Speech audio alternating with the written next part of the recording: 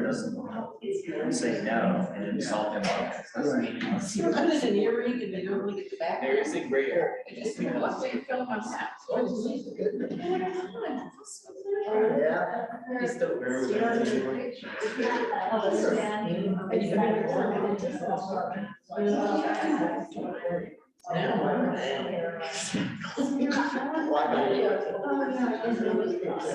Yeah. Well, in the COVID, I said, it was like full of rats, and it would pull the backs all of them. And I also worried out. Yes, that was hilarious. Yeah. Yeah. Sure. That's good.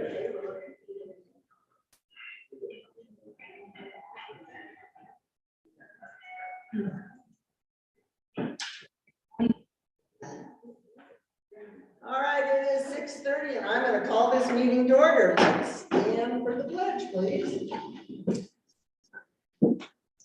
I pledge allegiance to the flag of the United States of America and to the republic for which it stands, one nation, under God, indivisible, with liberty and justice for all. All right, we have roll call, please. Ms. Clerk. Mayor Bonneret, Here. trustee McGinnis, Here. trustee Markle, Here. trustee Smith. Here. Trustee Knudsen, Here. trustee Stelter, Here. trustee Valentine. We have a quorum. All right, we can continue. Next thing on the agenda is the correspondence received. Is there any action the board wants to take on that? All right, seeing none, let's move on to the approval of the agenda. Can I get a motion to approve? Yes. Madam Mayor, I wonder if we could move the Parks and Law Enforcement report up to the higher part of the agenda. It seems like we typically are seeing that at the very end of our meetings, not paying much attention to it. And Rick and I have some very specific recommendations we'd like to make the town to agendize. We'd like to at least put it on the agenda or consider it. Not make motions about it necessarily, but at least set a time frame for action on those items. Okay. So I'm wondering if we could please move that up. Sure, we can do that. We can put that under, we'll put it after the water moratorium. Yeah. Trustee Markle? Yeah, Mayor, I guess I move that we add the appointment of Mayor Pro Tem and committee appointments as a discussion item to this agenda. Is that what? That was a motion, All right, we have a comment by the attorney. right? Yeah, he's got an email, but that's still a motion, so we ask for a second, please. Can we have a second? I'm sorry, I missed the The motion. motion was to add the appointment of Mayor Pro Tem and committee appointments as a discussion item that is a non-voting item. I'll second. Discussion by the board. All right, all in favor? Did you want to hear a big statement about it? Sure. Yeah. Thank you, Mayor. So the motion that's been seconded right now is for the appointment of a mayor pro tem. My comment, I guess, Thomas, is are you looking to discuss the potential rescinding of the mayor pro tem's appointment first, and then the potential appointment of a mayor pro tem? Well, not necessarily. I mean, basically my thinking is that this was something that was voted to be on this agenda, but was removed in violation of board direction. So I think it's prudent to have it, even though it's not on the agenda as a voting item, because it wasn't noticed. It's prudent to have a discussion regarding it. I think it's fair because there was notice provided at the May 15th meeting that the item be discussed. I would caution the board to take any action on the item because it wasn't placed on tonight's agenda. And that, as I stated in the email, was my fault. So my apologies for that. Okay. Yes, trustee Markle. Okay, so the issue I have with the agendized, or lack of agenda, I guess, I don't know the agenda, is that I sent an email to our clerk on, or this weekend, I forget what day it was. She replied that she talked with Nick about it, and Nick said that he doesn't know how it didn't make it on the agenda. And my understanding due to a private conversation with trustee Knudsen is that he didn't want it to be on the agenda. So I think this kind of creates a problem with our processes and how we are conducting ourselves. When one trustee can supersede board direction, I presume by speaking with the mayor or the clerk. So in order to remedy this, I think it's prudent to add it to the agenda at this time. Okay. Any further discussion from the board? So, Madam Mayor, I'd just like to clarify, when I made the motion, I wanted to continue it with the committee discussions, and committee discussions were being quite off. And so I assumed that and also the last time we had a discussion around these kind of things, it was very divisive. And so that was the other concern about whether we even bother, but having it with the committee discussion is what we originally moved to, and what the original motion was. And the committee's on the agenda yet, so that's it. All right, any further discussion? Trustee Martin, all right, this is your second time speaking. We're doing that? Let it go. Okay, thank you. So the motion according to the minutes on page 24 was that trustee Knudsen makes a motion seconded by Stelter to add appointment of the mayor pro tem to the next regular meeting agenda, including committee appointments. So that is supposed to be here. And it passed. I voted for it. Okay, any further discussion? All right, all in favor of putting the mayor pro tem appointment back on the agenda? Aye. Opposed? Nay. All right, that motion fails. All right, moving on, we have, we're still working on the rest of the agenda. So we have one motion to the Parks and Public Safety after the water moratorium update. Anything else? Yes. trustee. Can you add an update from the town administrator staff report? And Corey, did you want to do any updating tonight? On the sewer project or the plant? Yeah, anything. If you want to update, we need to put you on because we didn't get our staff reports in, so I would put Corey on. I do have a couple things. Okay, we'll Okay, put you on. all right. So we have addition of the town administrator report and public works report. Anything else? All right, all in favor of a amended agenda with the town administrator report added, public works report added, parks and public safety report after the water moratorium report. All in favor? Aye. Opposed? All right, that motion passes. All right, next up is announcements. Anyone have announcements? Yes, trustee Wilson. This is Memorial Day, and I believe the Legion has a Memorial Day ceremony at the bridge. I just didn't know the exact time of it. It'd be good if people can put that in their calendars and show. Thank you. Anyone else? Trustee? I have a couple of motions about items that aren't, like, I'd like to add items to future agendas, and I'm not sure if announcements is the proper place to do that, or I guess agenda, we've already done the agenda. Yes, we are. So, I make some motions for future meetings. I think the process is that you send them to the mayor. Correct. Well, I'd rather the board vote on it than the mayor use her discretion to set the agenda for these. So my announcement is, I move that we add a communication policy as an agenda item to the meeting on June 13th. Do we have a second? Second. Okay. All in favor? Nice to meet you. Sure. Okay, I can explain myself. So I'd like, basically, I received a text today from Leslie, a group text for scheduling a meeting, and I feel that I know that we can do that as a group. That's one of the very few things that we're allowed to speak about as a group, scheduling meetings outside of scheduled meetings. So I don't see, like, there's no medical problem with it. It's just a matter of, I guess, like, seeing a group text on my personal phone. I hate group text so much. And I feel like it's kind of unprofessional and leaves no record, like no record for the public to access without coming to us. So I'd much rather see basically all communication, unless it's an emergency, to be email or something with like a record like that. So that's my expectation with the by adding a communication policy as an agenda item.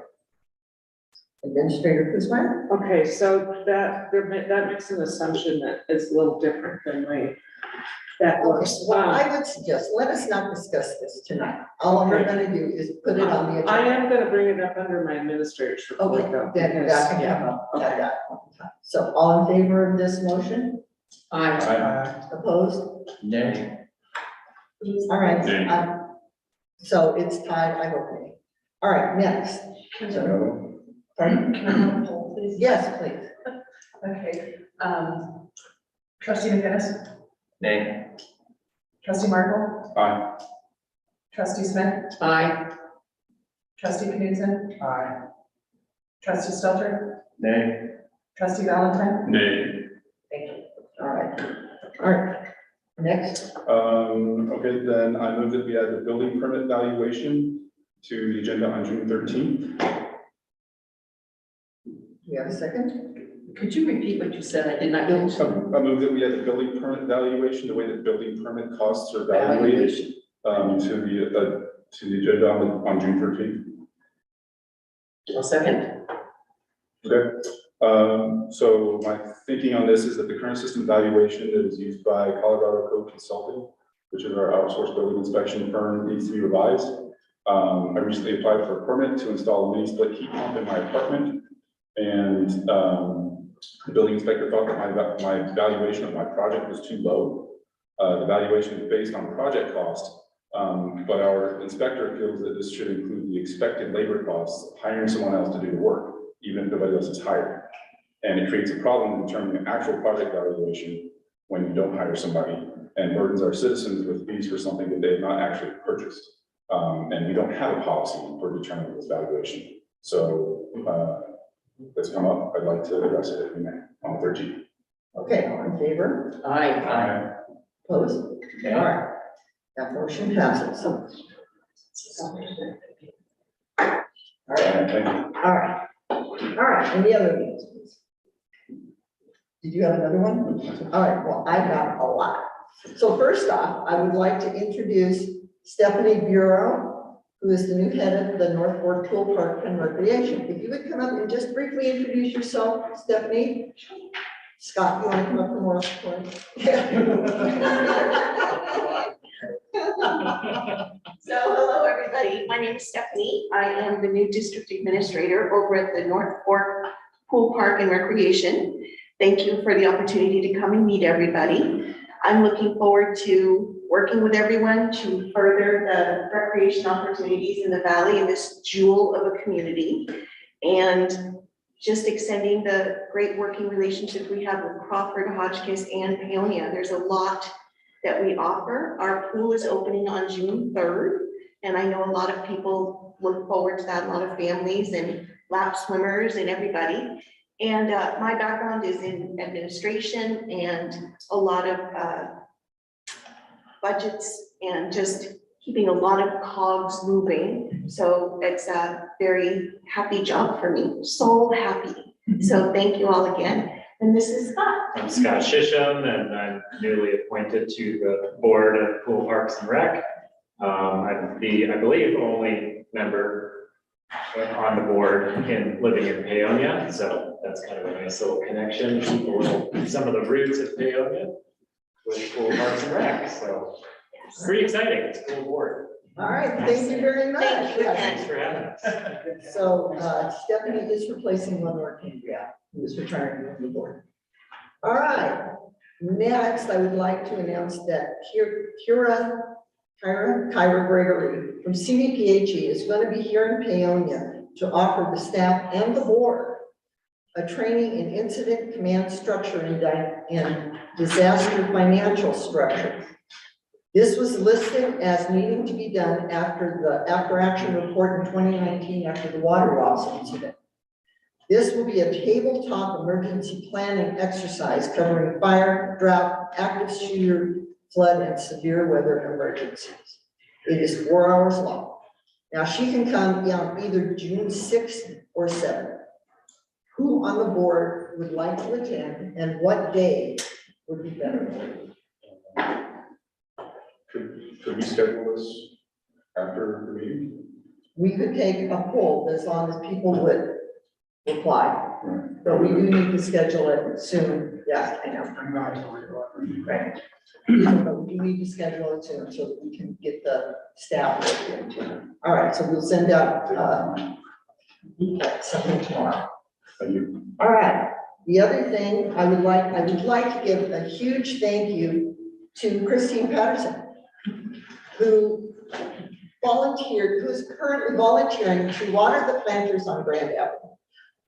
She just did this out of the kindness of her heart. And then the other thing she did is she came up on Friday, and I was doing some reading on the side of the town hall, and she came up and just volunteered to help me. Just came over and started reading beside me. And this is the kind of people that we have in Paonia, and thank you, Christine, for your public service. Yeah. The other thing I wanted to bring up is there is a website called Travel Lemming, and they have over 10 million subscribers, and they have listed Paonia as number 17 of their 150 best things to do this summer in the entire United States. So. I know. Get her to watch the video. So my $500 route. Really, really good news is starting tomorrow morning, CDOT is going to be offering free shuttle commuter service to Carbondale. The shuttles will leave at 5 a.m., 6 a.m., and 7 a.m., and they will take you to the RAFTA bus station in Carbondale. And then they will leave Carbondale to bring you back to Paonia at 5:30, 6:30, and 7:30 p.m. As I said, this is a free service offered by CDOT to make sure that people don't have to quit their jobs to get across the sinkhole.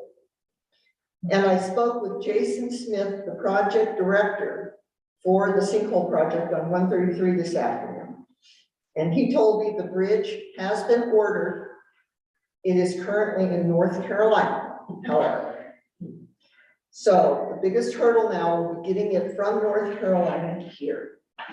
There is no date as to when they will begin transport. However, they are working on the foundation design right now. He assured me that once they get it here, they will be working 7 days a week. I gently suggested that they might consider 24 hours a day. We'll see if they listen. So those are all of mine. All right. Thanks to you, Mayor Mary, for just being a rabid badger on this, because we needed, we have to say thank you for that. You're welcome. It's my job. All right. Next on the agenda is public comment. I would like to remind the public that we do welcome your comments.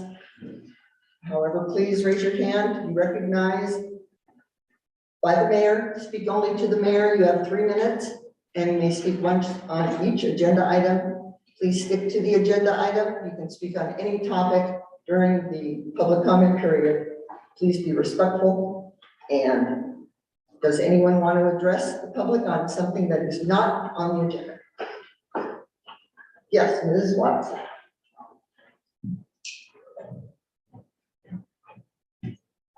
I just wanted to, a few meetings ago, I made a comment about how I felt the planning commission needed a little bit more training.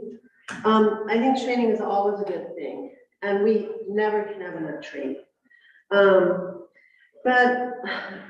I think the statement was made that we just had the training, but it wasn't really, it was, the training that we had was more about due process. But in general, here's an example of why I think training is in order. According to the state statute, and I'm looking at an uncertified copy of 2021, section 31-23-204, the statute says that the commission shall hold at least one regular meeting each month. I've never seen our planning commission hold regular meetings, even if they have to come and they say, oh, we don't have anything to work on, let's all go home. There needs to be a regular meeting, and I'm not like, it's kind of ad hoc, the meeting style currently for the planning commission. And I'd like to encourage maybe a little bit more attention to that portion of the statute. You know, you could always sit down and just read about what the master plan project is. And, you know, citizens can attend these things if they have concerns about something. So perhaps we could look at getting a regularly scheduled planning commission meeting each month. Thanks a lot. Thank you, Ms. Watson. Anyone else like to address the board? Yes, Christina Patterson. Whoa, I watched that executive meeting, that last one you guys had, and it was very strange to me. There was nothing agendized except that executive session, and there was some other things that were on it that were very disturbing, let's say.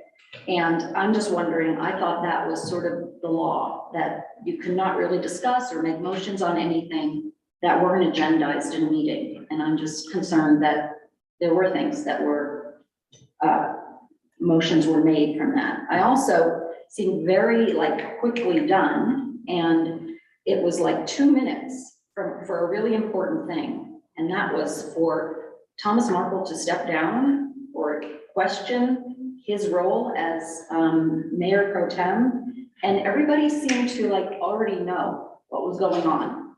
And when I listened to that, I thought, were people spoken to? And that was really concerning. Were people spoken to before the meeting? That is, I don't know what the term is that's concerning. Is it illegal? I don't know. It's against the Sunshine Laws. That's a serial meeting. So that's very concerning. And I have a booklet, I couldn't find it, but it explains all about the Sunshine Laws. And I hope you guys know what those are, because it's very serious. Also, but I really meant to start with, I think the town is in such a good place. We have not been in this great a place personally in the last 5 years that I know of. 5, 4, 3, 2, 1, we are in a great place with staff, certainly with our administrator, with our lawyer. Things are moving ahead. And I didn't understand why this whole thing, something Thomas said that just went, gone in a split second, was then rehashed and brought up in this way. It seemed so petty to me, and I hope we're beyond that, because we're doing so well as a town, and you know what a gem of a town is. So I hope we can just all move forward. Thank you. thank you. Anyone else? All right, then let's move on with the consent agenda. Can I get a motion to accept the consent agenda? So moved. Can I have a second? Second. All right, second. All right, discussion? Yeah, trustee Mark. Yeah, see, we have our disbursements printed in front of us. And I'm glad to see them, but some of them are highlighted, and I'm not sure why. I can get some elaboration as to what you're supposed to be indicated by the highlights. I can speak to that, or, okay, I will speak to that. So when trustee Smith and I were going through the disbursements, we found a couple of questionable things, and so we had Amanda check into them. And one of them was the disbursement to Don's Market for $917.34. And so we questioned that, and it turned out the vast majority of that was for paper products for the park, for the toilets and the, paper towels and the toilet paper for the park for the season. So that's why that was highlighted, because Amanda wanted to make sure that we knew that that was going on. And we forgot to pay Susan Leon. So that's why that was highlighted. And then the other thing was United Companies. And when we were going through them, there were a bunch of individual invoices as well as a invoice that combined all the individual invoices. And so what Amanda had done is that she had mistakenly added all those individual invoices as well as the one where they're all put together. And so what she's showing here is that she took out all those individual invoices and just included the simple one. So she made the corrections. And so the three different sheets are all basically the same thing presented in different formats. And if I might just add that the total that is in the agenda packet Yeah. is about, I don't know, $2,000 more than what the total expenditure that we have in the paper copy, and that's primarily because of the United Companies being, they were gonna be paid twice for the same service because of that inadvertent combination in addition to individual invoices. So. All right, any other questions about? Okay. Yeah. I'd like to compliment the finance committee for going over the disbursements as assiduously as they did. I went over them too, and these are slightly different, but thanks for correcting that. I had a question on the United one as well, because I added them all together and it came up to the same figures. I figured that's what it was. Yeah. Thank you. Yeah, it was primarily trustee Smith who caught that. Just that. All right, anything else? All right, we have a motion and a second to accept the consent agenda. All in favor? Aye. Opposed? All right, that motion passes. All right, next, interim county administrators report. Go, Ms. Guzman. Well, I just wanted to point out that the disbursements are an example of internal controls and checks and balances at work. That's why we do that. No one person is in charge of everything. Okay, so I have some not so great things to talk about, and I'm starting out with the worst one and working up to the least worst one. So the worst one is that Sam was in the process of transferring information to ADP so they could do payroll. And when she started to look at the numbers, they didn't seem right. So she started to work on them and figured out that we have been paying all health insurance at 90% of the town's cost and 10% of the employee cost, all health insurance, dependents and employees. And I'm going to tell you at the beginning, I don't have a lot of information for you tonight because we discovered this on Thursday and we haven't had a chance to investigate, but I need to let you know that this is a significant finding. So we looked into how that was approved. We've not found it in the minutes. When the board approved that, we assumed it was in the budget process of 2019, but we have not, do you know when it was? What we approved in the budget was that we would pay a certain share of the cost, and employees would cover their other costs. So it basically went along the same way we've always done it. So employees should have paid their own family part, and then we paid 90% of their own individual healthcare costs. That's my recollection. So if you can remember about when that was, so we can find it in the minutes, we need to listen to the tape on that to see exactly what happened. On top of that, it was not implemented by staff properly. So there was a general understanding of that was the vote, but there are federal laws and other laws that you have to implement an insurance change with, and that did not happen. So, and then the other thing is, there's other things that we have to clean up. We don't know, I have heard varying stories from newer employees about what they were told on onboarding, which unfortunately our onboarding process is verbal. It needs to be in documents. And so we've got a mess to untangle. Nick and Sam and I have been in conversation about and he's looking at options, and we're researching kind of the history and the trail of this, so we can nail down exactly what happened and exactly what employees were told. It appears on face value, employees were told different things. So,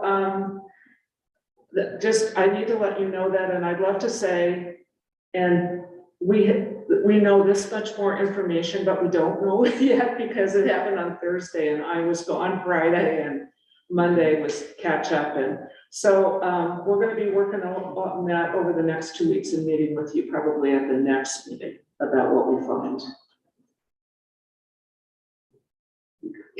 Yeah, trustee Clinton, What would surprise me is typically employees look at their pay stubs, and if all of a sudden they don't have to pay family insurance, it seems like that would be a red flag, so I'm surprised we haven't heard about it. So they still did, but I'll tell you that I never look to see that the right percentage is going out. I see a deduction and I cash my check. So, and I heard that story from several, we've only discussed this with the department heads. They are going to discuss it tomorrow morning with their employees. I don't want anybody to jump to conclusions about what the solution is, because we need to know the history before we start looking at what the options are. So that's the worst one. So the second one is that I've been working with. trustee Smith? Before we move on to that, and you may know this better, does the personnel handbook actually give details on insurance benefits? Only on employee benefits, which is another problem. Our documentation for personnel is not good, and I've been working with personnel files, and we've not been filing leave notices. The only things that are in there are evaluations and resumes. And there's, you're supposed to have, like, if you go on vacation, it's supposed to be in there, that it got approved and all that kind of stuff. None of that stuff is in there. So we've got a long way to go. It's not high on our priority list, but it's definitely on everybody's radar. We are hiring ADP to handle that, so that'll all become automated now, and those will get filed, but they have not been in the past. Okay, any more questions on that? Okay, the next one is I've been Trustee Martin? Yeah, the date on the meeting may have been September 28th, 2021. There was a budget workshop session and there's a note.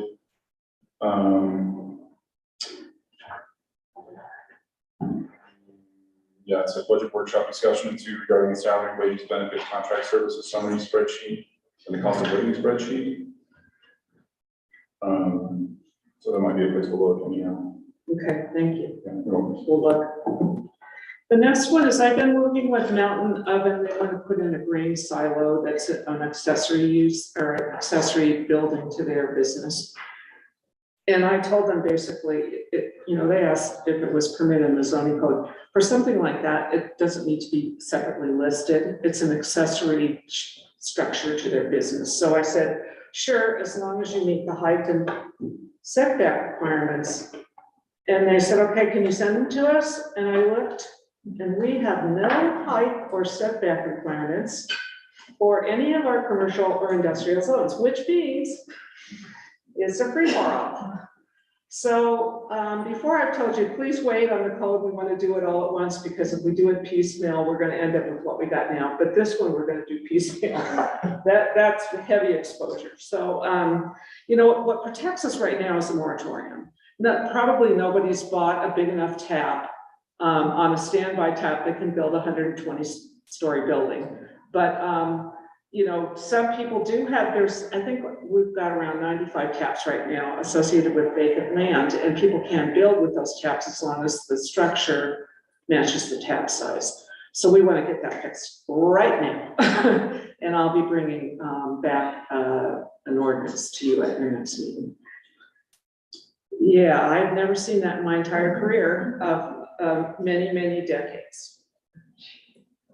And then the next thing, Open Records Act. So I want to explain something about the Open Records Act, and an innocent mistake was made this week.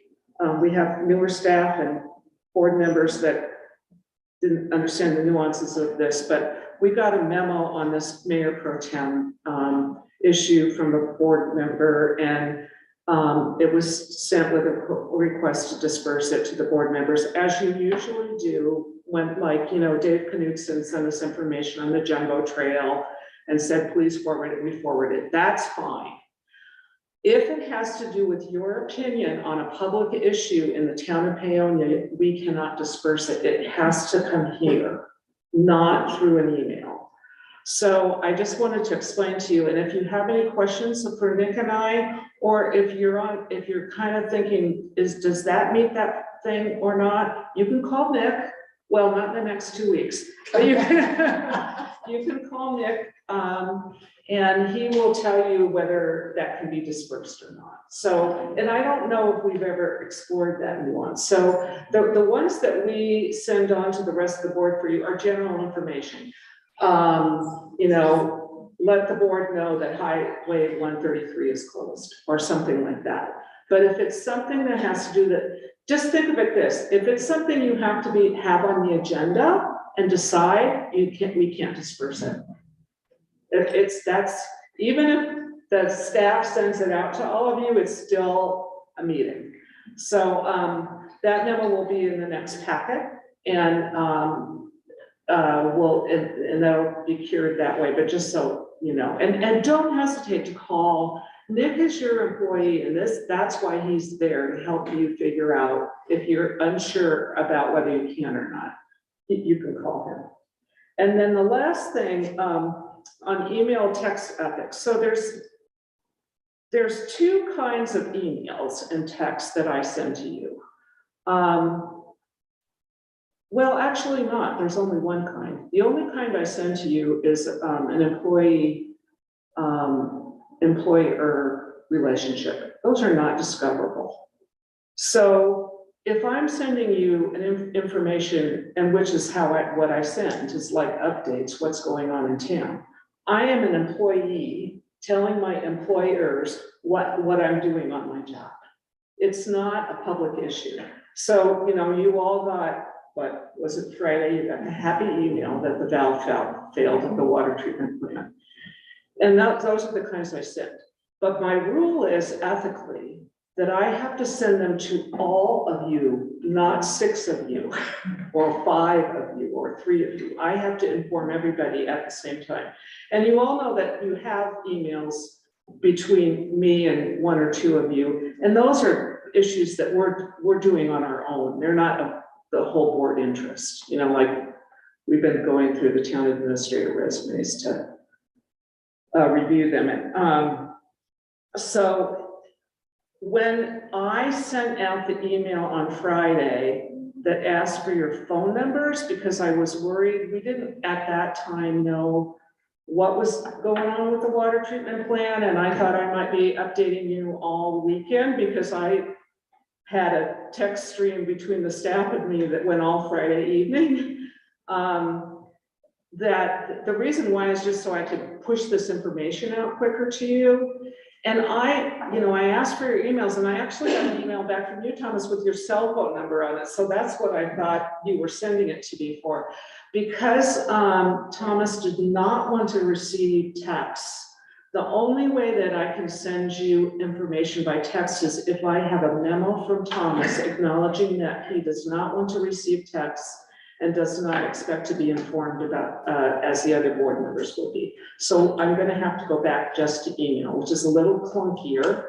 So if you get one of those emails like you got from me on Friday, just kind of look at your email more often so you'll know what's going on. We actually had a situation on Saturday morning where I got all these other texts. There's a fire. We had a power outage at the sewer plant. And what was it? Oh, the phones, the internet. And I thought, when's the next email coming about the locusts?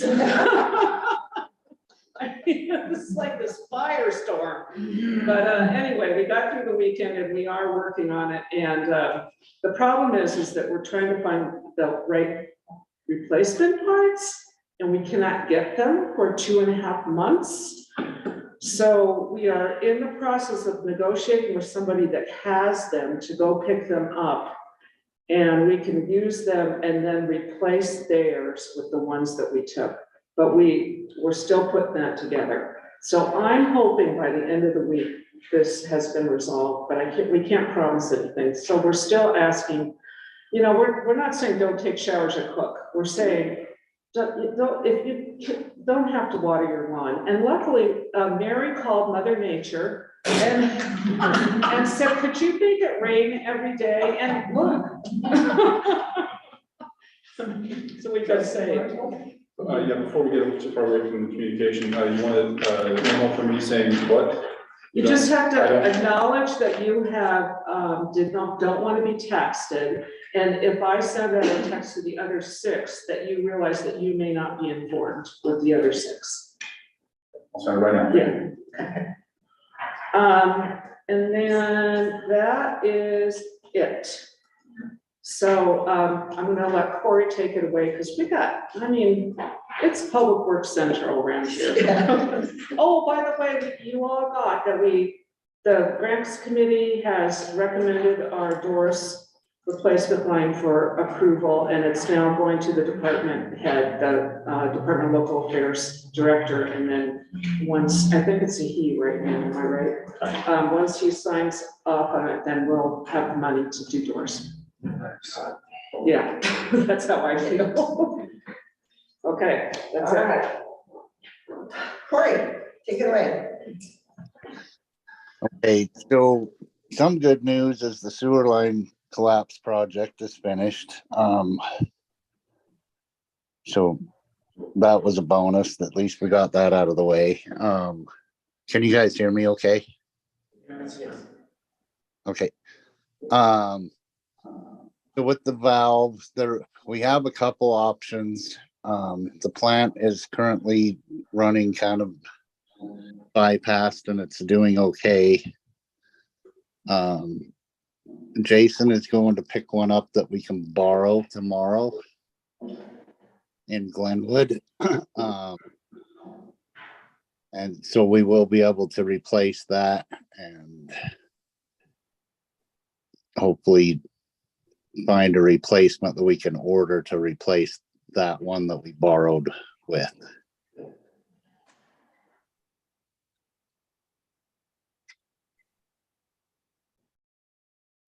Anything else, Corey?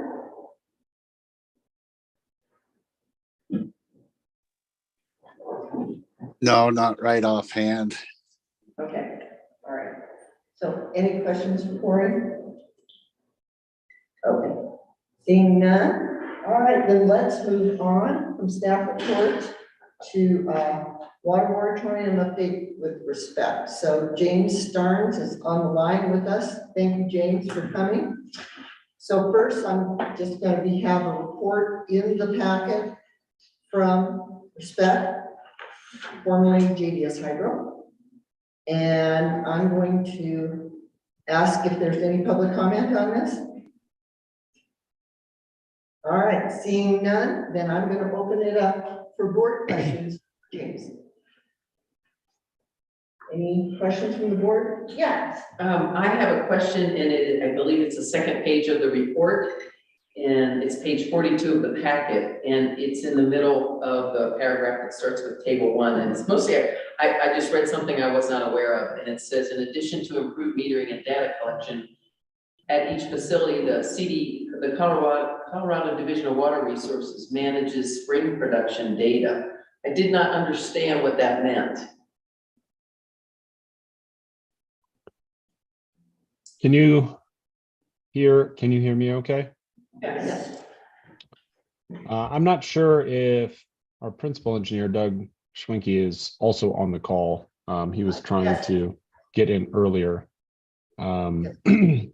He is leading the effort related to data collection and metering of the springs that provide raw water to the town of Paonia. The town of Paonia collects its raw water from a network of springs, and there are some meters in place. They're not necessarily continuous, and so some of the flow is estimated. Doug, I see you now. Do you want to address this? Yeah, sure. So the Division of Water Resources is the entity within Colorado that's in charge of ensuring that entities who use raw water ultimately to be treated for potable uses or for whatever use irrigation, they're basically in charge of whenever people pull out of the ground or out of the rivers and making sure that those quantities match or are in line with their water rights so that no other entity is injured, whether it's surface, groundwater, or what have you. And so, however, though, they in themselves aren't responsible for installing devices. They're responsible for reading them and ensuring that they, like I mentioned, don't injure other entities. So in essence, they are the clearinghouse of information within the entire state of Colorado for everybody who pulls water out of the ground, out of reservoirs, out of streams, out of creeks, and uses it for whatever beneficial use that they have the rights to use it for. So that particular statement just basically says that ultimately they are where the buck stops as far as available water. Now, they're only as good as the devices that they can read and as are provided by each entity who's responsible for putting in measuring devices for whatever rights they have to ensure that they are using them as they're intended for in whatever decrees outline the raw water uses. So when the report says that they are in charge or manage that is true in the essence that they are the one in charge and ultimately get all the information from all the entities who measure water use. So many times we look at this is that the Division of Water Resources is in charge of water quantity. The Colorado Department of Health and Environment is in charge of water quality. So that may be a rather large response to that question, but I hope that does kind of explain the situation. And know that as part of one of our ongoing projects and one specifically we're working with to get funding for is to improve water monitoring on a few different locations. And in fact, I'm actually coming out on Friday to look at some of the raw water system and look at some of these locations that have been requested by the Division 40 Water Commissioner, Luke Reschke. And so we are actively improving that and actually looking to pursue funding to help construct a few more of these devices that we need specifically post-collection. So anyway, there are devices up there now. Many of them are monitoring flumes, partial flumes and such, which monitor water that's collected either directly after spring boxes or before they go into the collection piping. We're looking at actually providing at least 4 locations where we're going to put in post-collection gravity metering within the actually collection piping at locations that the Division 40 Water Commissioner has requested, or that will help us more efficiently monitor what we've been able to capture off of Mount Lamborn, our spring system, a bit more efficiently as far as that effort goes. So anyway, that's a bit of a explanation of how DWR and Division of Water Resources, their responsibility within our raw water collection efforts. Other questions from the board? Oh, yeah, yes, trustee Martin. Yeah, since we have you guys here, I was wondering if you might comment on how the proposed, there's a subsurface geotechnical survey that Jeremiah has been putting together. Mary secured a grant for, I guess, recently. And I was wondering how, I didn't see it mentioned in here, but I was wondering if you might comment on how that could affect what you've written. I believe he's referring to the hydrogeology study. Yeah, the hydrogeology with the infiltration galleries. Well, Doug, I think he's asking another one that you might be able to address. In so many words, actually, the question is very similar to the questions we fielded from the Colorado Water Authority and the funding agencies. They have actually asked some of the same questions that you just asked. And the hydrogeology effort would actually be headed up most likely by Wright Water. And it would be a fairly involved effort that would involve a lot of different aspects, from either some of the raw water data collection, literally taking from some of those devices that I just described as we get those in place. It would also include some subsurface investigations, some localized drilling in locations and for some of the spring areas, some modeling efforts, some dye testing efforts, ultimately to try and discern how like, I don't know if aquifers is a great word, but it kind of is, how basically the spring system works. And with that, how we might be able to improve collection, how we might be able to improve things like vegetation management around some of the springs, because some of those springs will compete for phreatophyte use as far as vegetation that might draw water out of the springs, source water protection, infiltration, improve maybe infiltration techniques in our galleries, those being either kind of French drain systems, maybe improve the collection perforated pipe systems, how we draw them out of, how that springs actually run and draw out, because so much of this is below the ground, and if we have the ability to get a better idea of how the spring system works, even in relation to climate, drought dynamics, it is a pretty big effort, and it's something that Jeremiah's really worked hard. And we were actually recently, I know, Mary, we were actually successful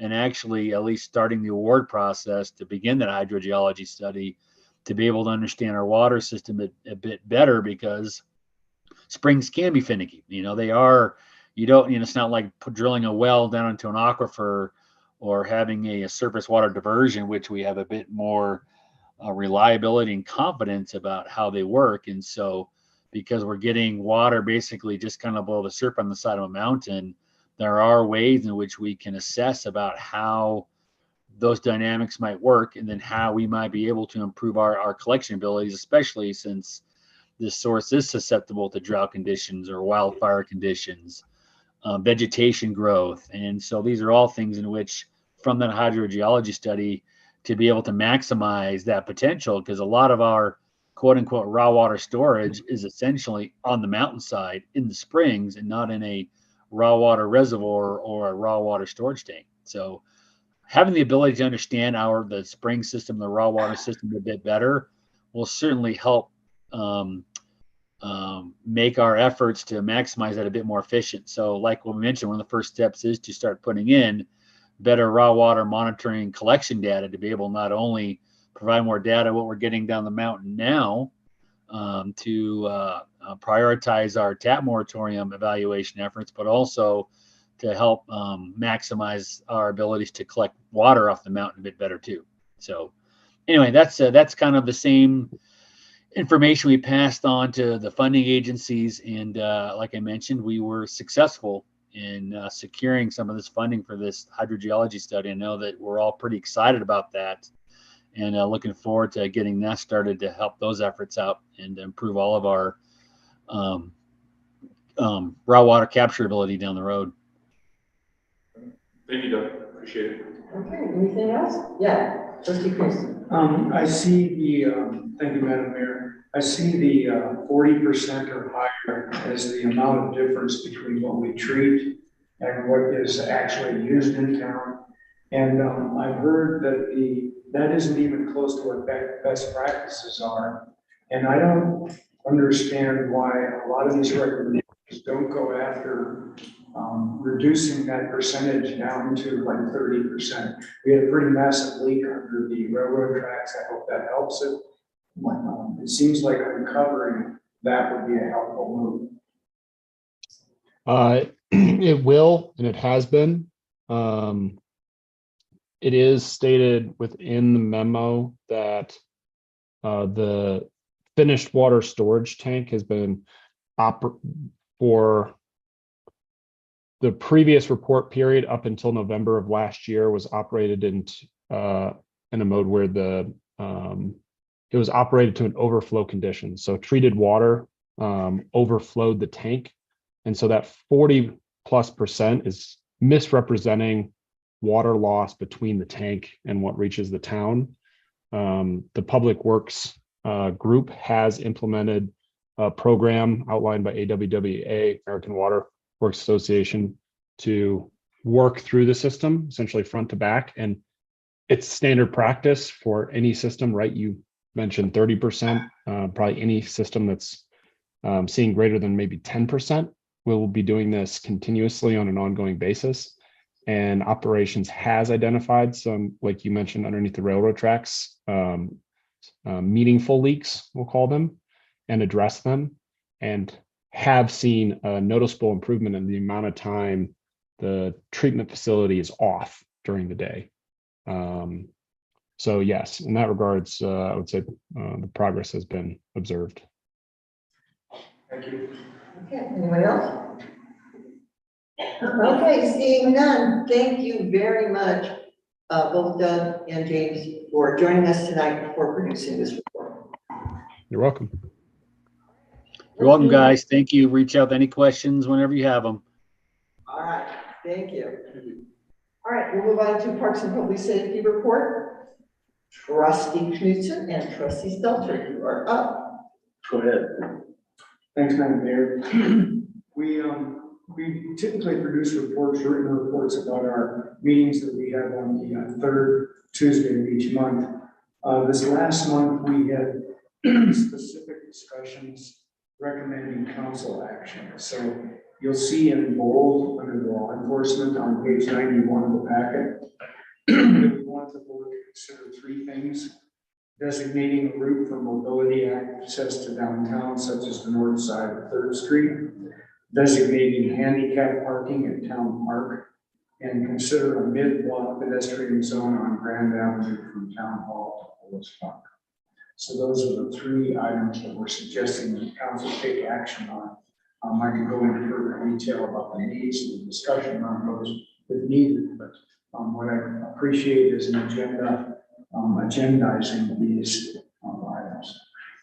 Do you think that they need to be separate items on an agenda or together? I look to either our interim town administrator or our attorney to give you guidance on that. You asked a question, sorry. Whether those should be individual items or whether that should just be a block. Such as improvements. Well, What do you think, then? Dave, will you, I had a hard time hearing you. Will you just report or repeat the two items again, please? Sure.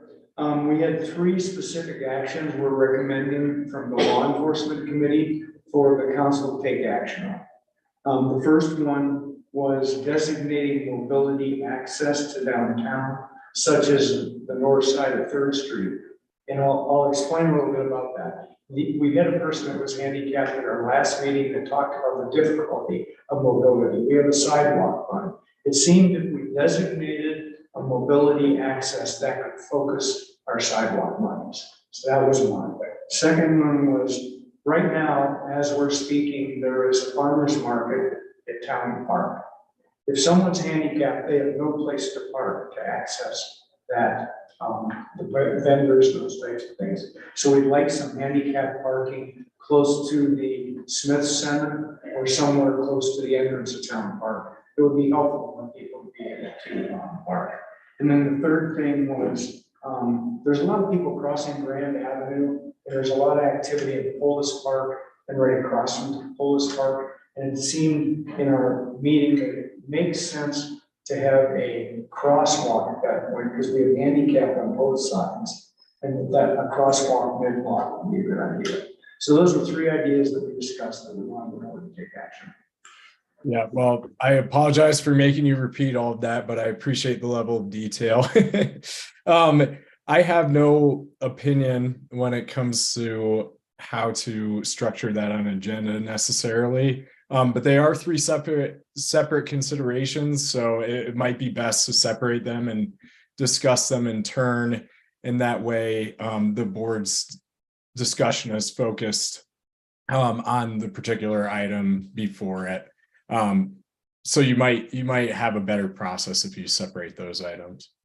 so why don't we just schedule it? We'll have Stan put them on her schedule for agenda meetings. Okay. And we'll just put them on. Yeah, I don't think we need a board vote to put them on. Yeah, we'll just put them on. Yeah, trustee Smith. I think one thing that would be very important is to make sure that our police chief has looked at each of these and is making it clear to us what it takes to do this legally. Because these are all very important things to do, and by designating mobility access, we need to understand what that means in terms of the responsibility of the town to maintain that mobility access. I'm thinking February when there's snow on the ground. I just think it'd be really good for him to take that memo form that Leslie has created and address all the things that we would need to know in order to determine whether this is really a good thing that we can do. Can we follow through on it? And I think it would also be helpful if he or someone else could estimate the costs associated with implementing all three of these things individually. Okay. Yeah, Santiago, oh. Mr. Cotton Bay. Oh, yeah, no problem.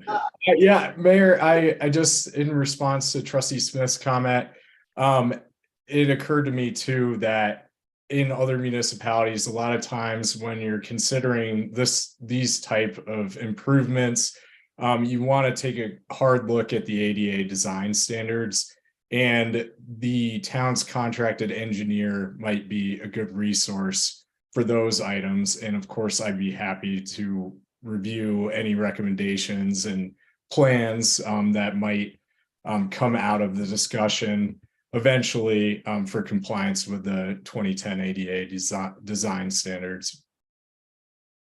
Okay, we can take that into consideration. All right, you have more. Yes. Carry on, So trustee we had Johnson. two somewhat productive meetings. So the second one involved the Parks Committee, and I don't see that the memo from the Howell Roush property was included in the packet, but we have come up with a solution for the access to the back side of Apple Valley Park, and private property owners are interested in providing a new easement through their property, allow people to take their bicycles out the backside of Apple Valley Park. Maybe this is too much detail right now, but basically what the Howell Rush homeowners want is the town attorney to give them an opinion about whether a right-of-way or an easement is the best approach for what they're trying to do. They didn't want to have the legal fees, since they're trying to do this for the benefit of the town and the public. They didn't want to pay legal fees, but they wanted to get clear about whether a right-of-way or an easement is the best way to go. So I think we need a sample agreement or something. Do you agree with that, Town Administrator Klusmeyer, some kind of sample agreement to then give to the attorney? For some reason, I'm not hearing as well as I usually do, so I'll claim my cold. Well, for what? Agreement for what? Okay, there's homeowners at the backside of Apple Valley Park. They have Right. private land, Right, they're right along the city easement that comes out there. right, The easement, they are willing to provide either a right-of-way or an easement to allow bicyclists to use that access from the park. Right now, there's no legal way for bicyclists to come out of the backside of the park. So those private homeowners would like to know whether a right-of-way or an easement is the proper way to go. They need a legal opinion about that, so they can consider what they'd be willing to do for the benefit of the public. I think that's something that Nick and I can talk about, and we can come back to the next meeting. Does that make sense? Yes, absolutely. Okay. Great, that's what we're asking there. There was a request for a crosswalk and traffic signs at Apple Valley Park entrance. So there's more detail about these, we don't need to discuss them now, but actually, we wanted the board to start discussing some of the things that are creating problems. Because when you come around the corner of Pan American, that entrance to Apple Valley Park is pretty dangerous. And for people that are outside of town, the 10 million that are coming this summer, they don't know how to get to Apple Valley Park. There's no signs for Apple Valley Park, so that's what that recommendation was. And then make decisions about resolving parking issues at the top of Pan Am and on Vista Drive. Because the community, the homeowners of both Creek Vista and Pan American there are parking issues on both of those streets. Okay, I guess this should be. And my suggestion was that Stelter, please ask to be recognized, sorry, trustee Stelter. sorry, Mayor. What I suggest is that we have zones up in that area that are resident parking only with a sticker, bumper sticker, or a hanger for the mirror, whatever. And it's issued by the town at no cost to the residents. But it will eliminate the problem of having that completely parked up in the summertime. And we won't have more issues with the homeowners association. So my question is this something that it would be beneficial to bring the Forest Service in on as well, with BLM into this discussion? Actually, they don't have any jurisdiction over what we do in the town. They are willing to do signage, but we have to ask for signage. That was the deal. All right, then I suggest we just put this as a discussion item on the agenda as well. All right, Dan, will you please stick it on your thing? All right, Thank you. anything else? No, that's it. All right, thank you very much. Very productive. All right. Okay, now we're up. Consideration of ordinance to allow restaurants with liquor license and a sidewalk permit to allow patrons to consume alcohol at outdoor dining tables. Ed Vaughn and Lindsay Cusack. Hi. Thank you. We're Ed and Lindsay. Ed and Lindsay, we own Nido Cafe over at 201 Grand. So, and as part of our food and beverage service, we serve beer, wine, margaritas. We have a liquor license and a sidewalk permit. However, the current town ordinance does not allow for our patrons to take their alcoholic beverages out to our sidewalk tables. This causes several issues. Our customers get pretty frustrated by this and confused, like they don't understand and have to explain, and it's kind of a mess. And you know, most of our customers, especially with the sinkhole, are residents of Paonia or the surrounding areas. We have had a loss of business due to this issue. People will leave, or they just don't order a beverage if they want to sit outside and enjoy their meal and beverage. And it's just kind of disruptive to our flow and our servers. Like we have counter service, so like if someone orders and then they want to sit outside, we're like, oh no, you can't take that outside. You know, it just has become kind of a thing. So we're kind of at the point now, like, where are you planning to sit outside or inside? Because if you're outside, you can't order that margarita. You know, it's just kind of clunky. Feels a little tacky to us. Many towns allow their food and drink establishments with sidewalk access to serve patrons alcohol at their sidewalk tables, and the state also allows for this. Not only is it helpful to local businesses and economic development, but it seems reasonable that patrons be able to enjoy a beverage with their meal when they sit outside. So we are requesting that you consider or authorize a change to the town ordinance to allow businesses that serve food that have a liquor license and a sidewalk permit that have no other outdoor seating to serve alcohol at their sidewalk tables, provided that they have a liquor license and a sidewalk permit. And it's also a separate part of the application with the state, the sidewalk part. So they would have to have that as well. We would have to have that. And so we're asking that you do this either by changing the ordinance kind of across the board or putting in wording like on a case by case approval basis. And what we would be proposing is just a very simple roping off, kind of a delineation of our outdoor tables with signage that says no liquor beyond this point. We were just visiting family in this little town in North Carolina a week ago, and we just saw many examples of this, and they were just tasteful and simple, just to, you know, just to delineate that area where alcohol would be allowed and then where it wouldn't be. And then we would also be monitoring that area just to make sure people aren't straying off. I guess the last thing we would say about that is just, you know, it's not a bar. Our customers don't really hang out and drink, you know, they're not going to be out there causing a disruption. They usually have one beverage with their meal, sometimes two. That's about it. So we would just imagine people enjoying their meal and beverage, not sort of treating it like a bar. Thank you. Okay, thank you. All right, we're going to take comments from the public. Are there any comments from the public?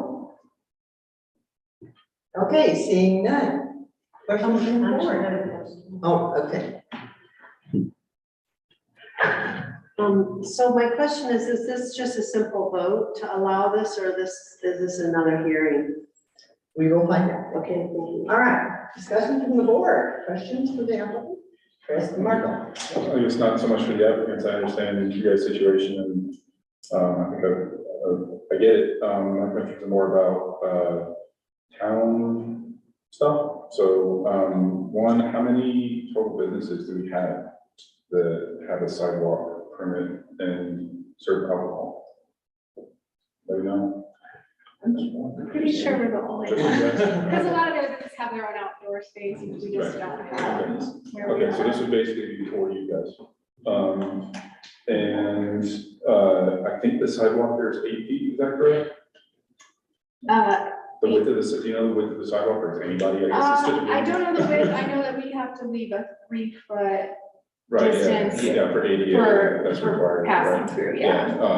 But I'm trying to, I know that on Second Street, we're 8 feet there, and it seems like it's the same, but I can't I don't measure it. I don't think so- it is on the corner there, I think because it dips out and pulls out, so like the area where we have our tables right now, I believe that from our door all the way to the curb would probably be more like 12 feet, I mean, that's just a guess. The business sidewalks are 10 feet wide in the code. I think that's what they're out there. 10 feet. Thanks. What are my questions? Okay, anything else? Yeah. I had 2 questions, and the first is, I know your corner well, and so I'm just wondering how you would rope off around your, I mean, I think there's 4 tables outside? 3. How would you rope those off so that pedestrians can still get by and get to the corner? And yet, so would you have kind of a Probably, stylized fence with an opening that you can walk in and out of to get, for the servers and the people to get into? it would depend on what the ordinance requires. I think we're just thinking something like, obviously it would be weighted so that it doesn't blow away in the wind, but just a rope with maybe a small opening for people to walk through. It could be a stylized fence. I don't think that it would impede people's ability to walk through in any way, because once again, that corner there is kind of juts out on its own. So if we corded it off, I think that it would still be within all the regulations of the 3 feet or whatever. I don't think that there would be any issue with that. If I might, I just had one more follow-up, then I'm finished. I was just reading through the packet on page 49. State law requires, and I'm just bringing this up because it's something we have to think about. If you're doing outside service area located on property owned by a municipality, you must provide that all outside service areas are closed to motor vehicle traffic by physical barriers during all times that alcohol service occurs. So I just don't understand That's what that would mean. my understanding, I've read that as well, is that many towns give their restaurants a couple parking spaces and things like that, or if they're on the street. I think because we're just solely on the sidewalk, there wouldn't be any motor vehicle That's in the That's service why I was area. asking. It Yeah, seems that like- was my understanding of that. So that might be an attorney question. Yeah. Okay. All right. Trustee Vincent. Thank you, Madam Mayor. I'm a little confused about exactly how that layout is. So if someone's coming down from the post office, they're heading for, like, let's say, parking gardens. How would they go through that area? Is it straight, or do they go around the tables? No, we wouldn't impede the sidewalk at all. We would just, if these are our tables, I should have drawn a diagram. We would just do a little rope up around our tables, because that's the only place people can have the alcohol. They can't be standing out on the sidewalk. So it wouldn't, like, our tables are here, the rope would be around them, and here's the sidewalk. Gotcha. Yeah. Thank you. Trustee McDermott. Thank you, Madam Mayor. Yeah, can I have a little bit of clarification? So, the language that was provided was this does talk about thoroughfare. So the space in between the inside business and also the coordinate outside doesn't have to be, I guess, blocked in any way. My question is, are you both thinking this just for the tables that are out front? I also know you have the one table that's kind of on the side. Are you envisioning implementing a similar system there, or just the tables that you have out front? We'd like to do the same thing. Okay, around all of our tables, yeah. Yeah, trustee Stelter. I was just in Junction this weekend and, the Blue Moon has a similar situation to you. And one of the things about that is they have a 4-foot fence and it's not really solid, but it's solid enough that somebody can't just sneak a drink out of the area. And that's in a lot of places, that's a requirement. In controlling the alcohol getting handed off.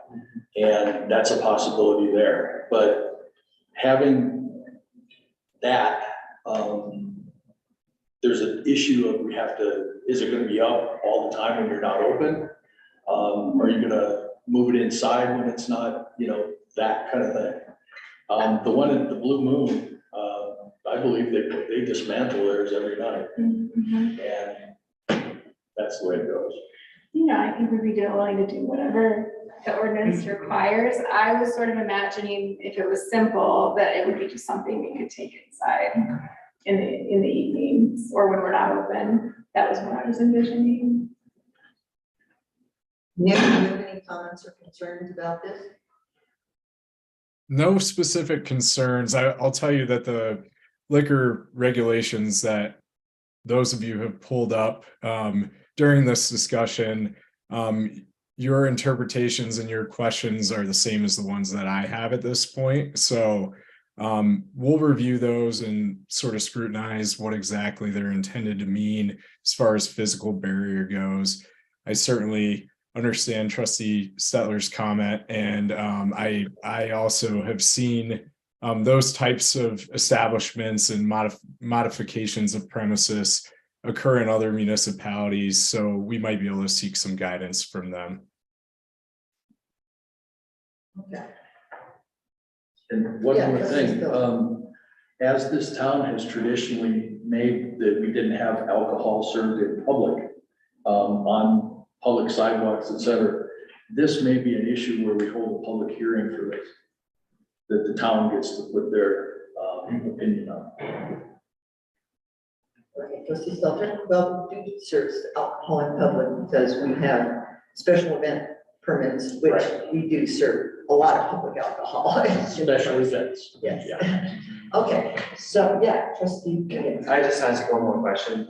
I'm curious about the, for lack of a better term, enforcement as far as like when, just to give us an idea, when a customer purchases margarita and goes to the States, like what is the kind of relationship between the staff that's inside and that customer as far as like, how do you envision that staff kind of keeping tabs on what's happening outside? Well, the way it stands now, we don't, because they can't take it outside, but what I would envision is that we would bring it out and serve it at the table. Okay. Which is often how we deal with their food. Right. So there's a constant monitoring. We're in and out, serving food, busting tables in the front and on the side. The front's visible to us, those tables are visible from the inside. So that's how we would imagine monitoring it. But I think, at least my reading of some of the other ordinances of towns that do allow this, I think we would need to take it out and serve it at the table. Yeah. Yes, trustee Barr. Yeah, I was wondering which other towns are modeling this after? We have examples from Cedar Edge. I didn't know Grand Junction allowed that, or there's an example from Creed. We could probably look at Grand Junctions. Yeah. I'm pretty sure Crested Butte allows it. So, would the board like the attorney to look at some examples and perhaps draw up a sample ordinance? Trustee Stelter? I suggest that we have our clerk go to the clerk's listserv and pull up the ordinances or ask for them to send their ordinances to us. And then we take that compilation and we send that to the attorney. It'll save some time and his time's very valuable. Okay. Trustee Marco? Yeah, I suggest we gather public input first. I think that before we start any attorney time on it, from my perspective, all apologies, I feel like it's a little bit awkward and I go by that corner all the time. But if somebody's like eating their meal, especially on the Second Street side, like Grand Avenue, not so much. But like if somebody's eating there and they like got their dog with them, you know, and it's kind of stretched out, it always feels like I'm encroaching on their space when I go by. So I think having a roped off area in that zone personally would make it worse. And I might be the odd man out on this, so I think it would be good to gather public input just to see how other people feel about it. So how would you suggest we gather public input, because it's on the agenda and it's out there for the public to comment on? It seems like it's silly to do another agenda item on this. Well, if we're gonna change ordinance, we have to have at least 2 other meetings about it. Well, agreed, but it seems like giving it to the attorney, having a possible ordinance that we can then bring to the public to have them comment. I suppose.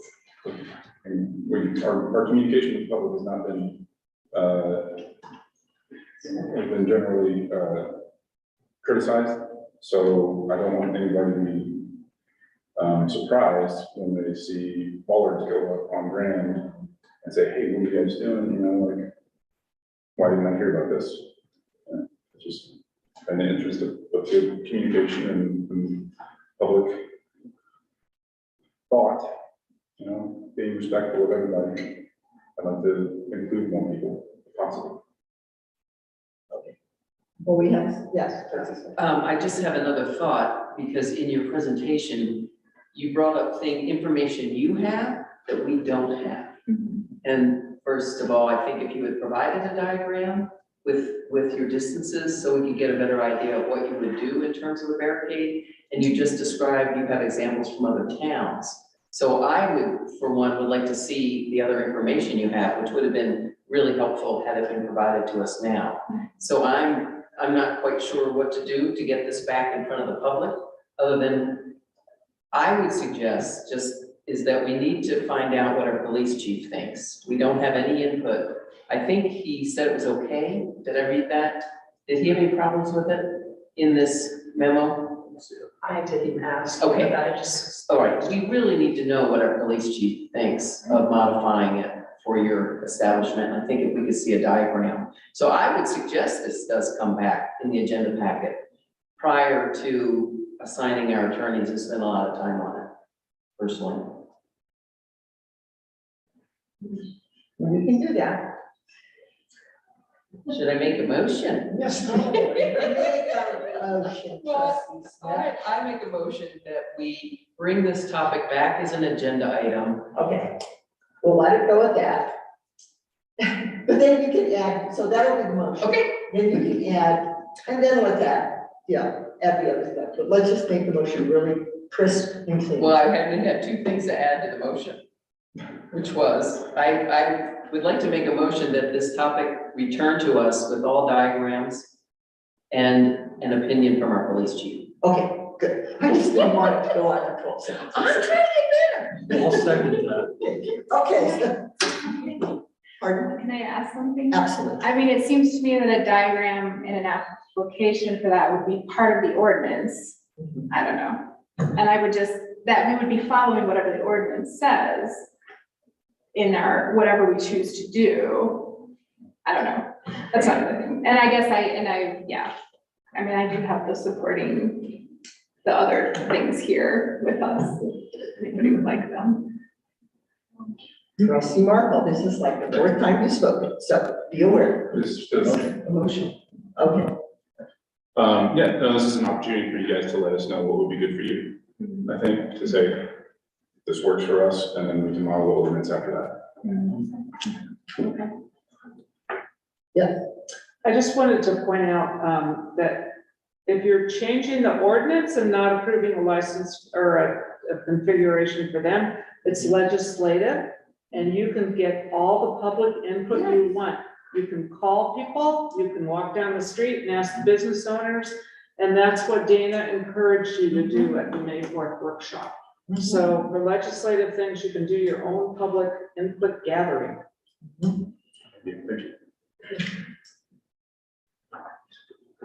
Yes. And Madam Mayor, I think I'm hearing from the applicants that time is of the essence because this is the busy season. And if we are having it come back to the board without it being studied by a lawyer, then that delays the ability to get approval. I'm a little confused about even if we did an ordinance, how long that approval would take. So I think getting a better understanding of the timeframes would be good. My understanding is, so at this point, if it was to go to the lawyer, and the lawyer were to draft an ordinance, and even if we were to look at it and not make any changes to that ordinance and pass it at the next meeting, it would still be 30 days beyond. So it's 6 weeks out, minimum, before they could do this. If we add another meeting to that, it's 2 months out, which makes it July before they could do this. Trustee Stelter. There has to be an application to the state for a modification of the board of the premises as well, and that will take some time. And but they could do that simultaneously as we modify our ordinance. So yeah, we're talking, they could lose a couple months business. Yes, we done that. We already took public comment. So, all right, so we do have a motion on the table. We do not have a second on that motion. I seconded it. Okay, so if there's no further discussion from the board, we have a motion on the table to bring this back to the board with opinion from the police chief and diagrams. All in favor? Aye. Opposed? All right, that motion passes. So it'll be on the next agenda. All right, thank you very much. We shall move forward. And can we just be clear on what we need to provide at that?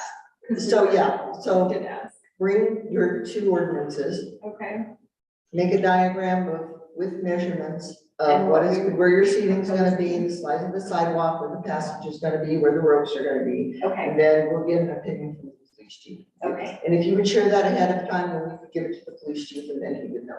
okay. And do we need to provide copies before the meeting? How does It that will work? be in the packet. Okay, So we do need to have it ASAP prior to Thank you. the meeting. Yeah, okay, thank you. thank you. Thank And you. and if we got any other input from people, we'll have to put it in the packet as well. Yeah, so if you Because have there may opinion, be if other other business saying, well, that want to enter some information. Madam Mayor, I'd like to make a motion for a 5-minute recess.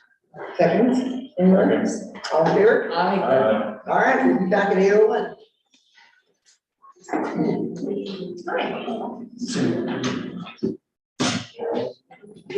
All right.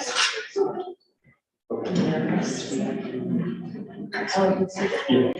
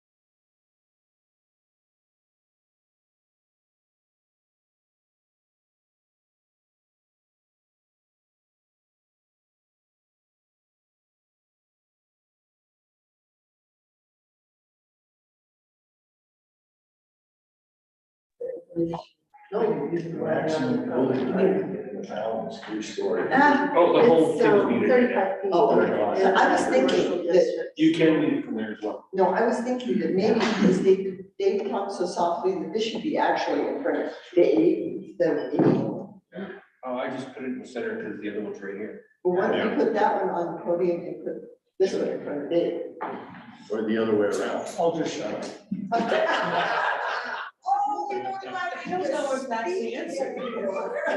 I don't think that's the answer. No, that would be, we'll take guidance.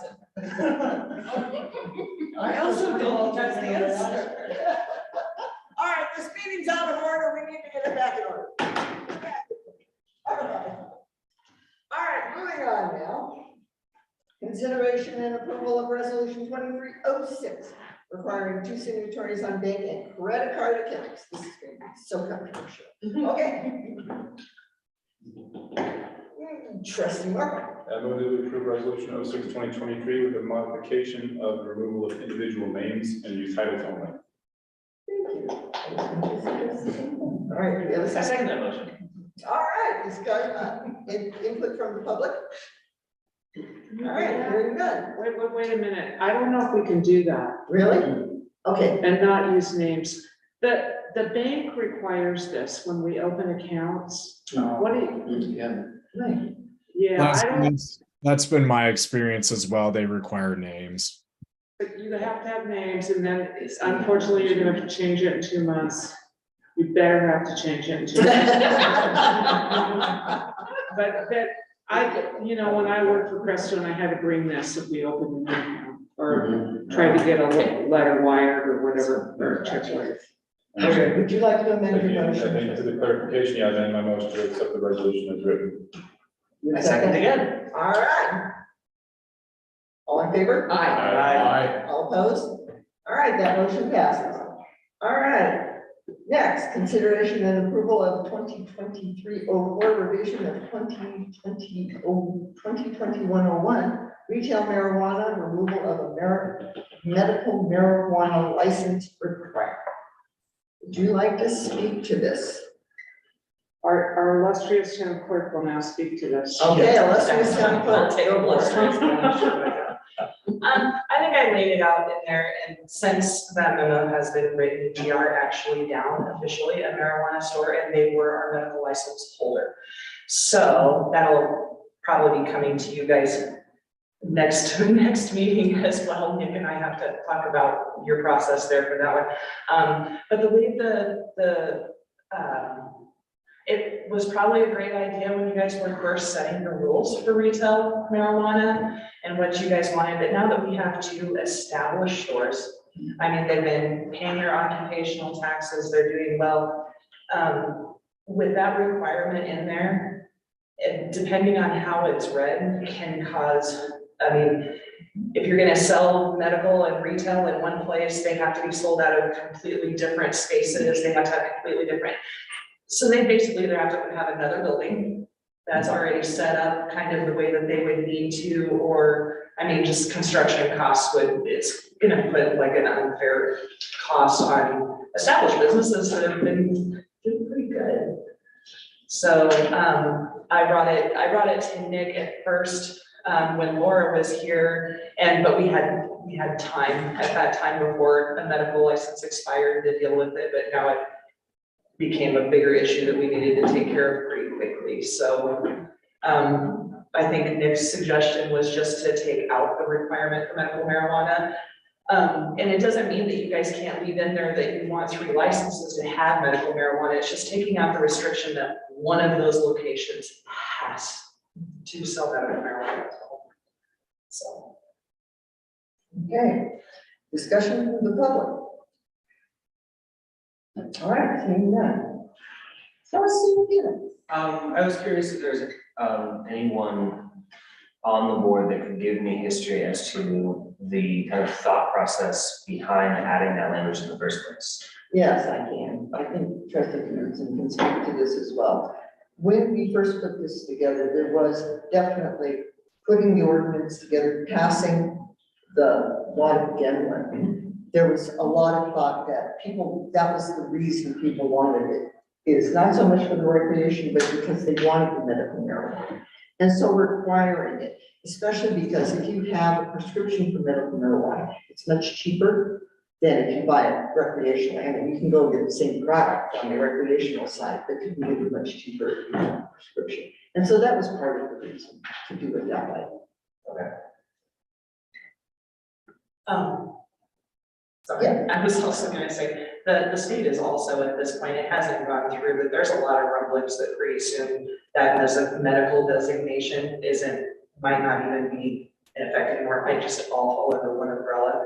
And it's just because a lot of medical marijuana stores are losing business to recreational stores. They're not very sustainable a lot of the time. So I'm not saying they're not completely, but it is a big talk in the, at least through the clerks that I'm hearing right now too. So.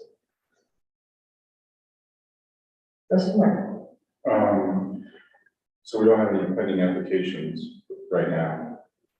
I kind of feel like rather than jumping through all this, especially if maybe the state's gonna come back with a change in how the medical stores are even implemented, we just wait until end of summer, say, to address this issue.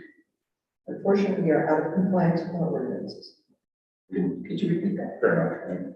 Could you repeat what you said? I didn't. No, I meant what I. Unfortunately, we are out of compliance with our ordinances. Because one of our stores has to have medical marijuana. Trustee Smith? So I would ask our attorney if this is a problem, because the language that was on the ballot said there would be medical and retail. So I don't know if that's a problem. Yeah, so in looking at the ballot question specifically, I didn't notice anything that required that was passed by the voters that required that there be one medical marijuana dispensary in town. But if you notice that requirement that was passed by the voters, then that is something that the board might want to consider. Legally, I think at this point, the town is authorized to make changes to that ordinance that the board has on the books, that the town has on the books. So legally, that's it's okay for the board to take this action right now. And I will say that the primary concern with this is if the board were to enforce this, who would you pick to have the medical marijuana license? And who would you pick to impose that substantial, very significant investment on? And what types of arguments might they make that they're being treated differently than one of the other license holders? So I think you've got you have some difficulty in enforcing the requirement as it is on the books now. The questions, comments? Yes. Madam Mayor, I was confused by this idea of 6 licenses. And I think when we originally tried to pass this, we were thinking that each shop may do medical and retail, and that's not the case. That 6 license talk is very confusing to the public, I think. And so some way to clear that up. I noticed on the ballot language, and I've been uncomfortable with this from the very beginning, is that after 2025, the board can allocate this any way they want. So if they wanted to take the marijuana monies and use them for water, well, they can't do an enterprise fund. But if they wanted something outside of this, they could. And I didn't like that from the very beginning. So I wondered if there's a possibility of changing that, but the ballot language was that too. Yeah. So the board authorized, it looks like after that time period, basically that the funds could be, the revenues could be used for any lawful municipal purpose. That's what I'm remembering, and I think that's what Trustee Knudsen is referring to. And that is just a common language that's added to any type of ballot question so as not to restrict the municipality. That's not to say that the municipality could not, this board could not take action to restrict the future use of those revenues beyond that which the voters impose on the town for that certain amount of years.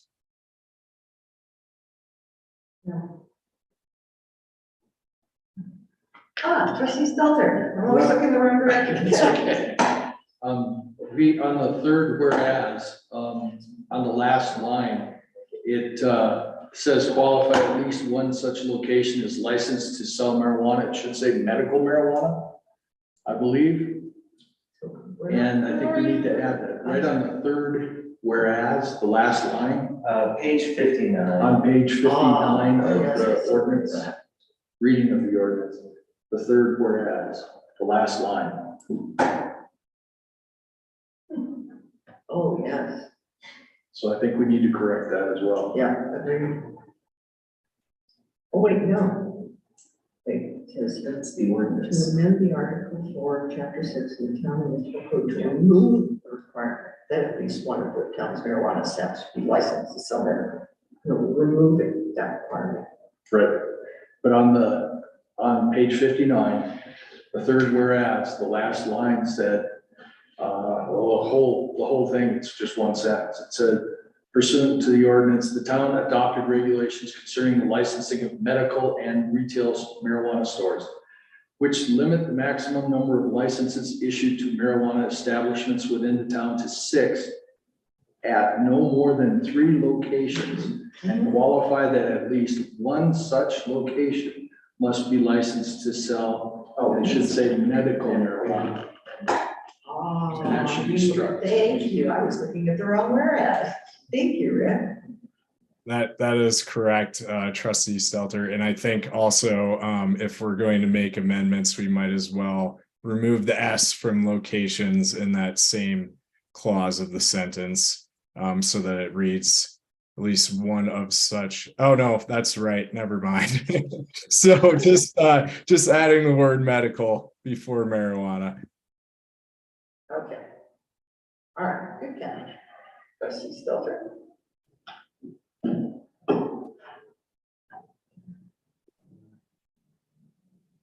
Are there any other changes you want to make? Yes. And Mayor, I just want to make sure I'm clear on this. So essentially, someone can come in and get licensed for medical and licensed for recreational. That would be 2 licenses. And all 3 shops could do that. And that would be the 6. In essence, we're getting rid of the requirement that one of those shops sells medical. Because that's what we heard a lot of the public, members of the public came in public hearings to tell us that they really wanted that medical availability and they had traveled far to get it. It was a hardship. That's all. Yeah, and I think something's really important that Madam Mayor mentioned earlier is that the same product is actually available under a medical and a recreational license. So at this point in the discussion of the substance, we're no longer talking about 2 separate products from the user or from the public standpoint. It's more 2 separate products from the license standpoint.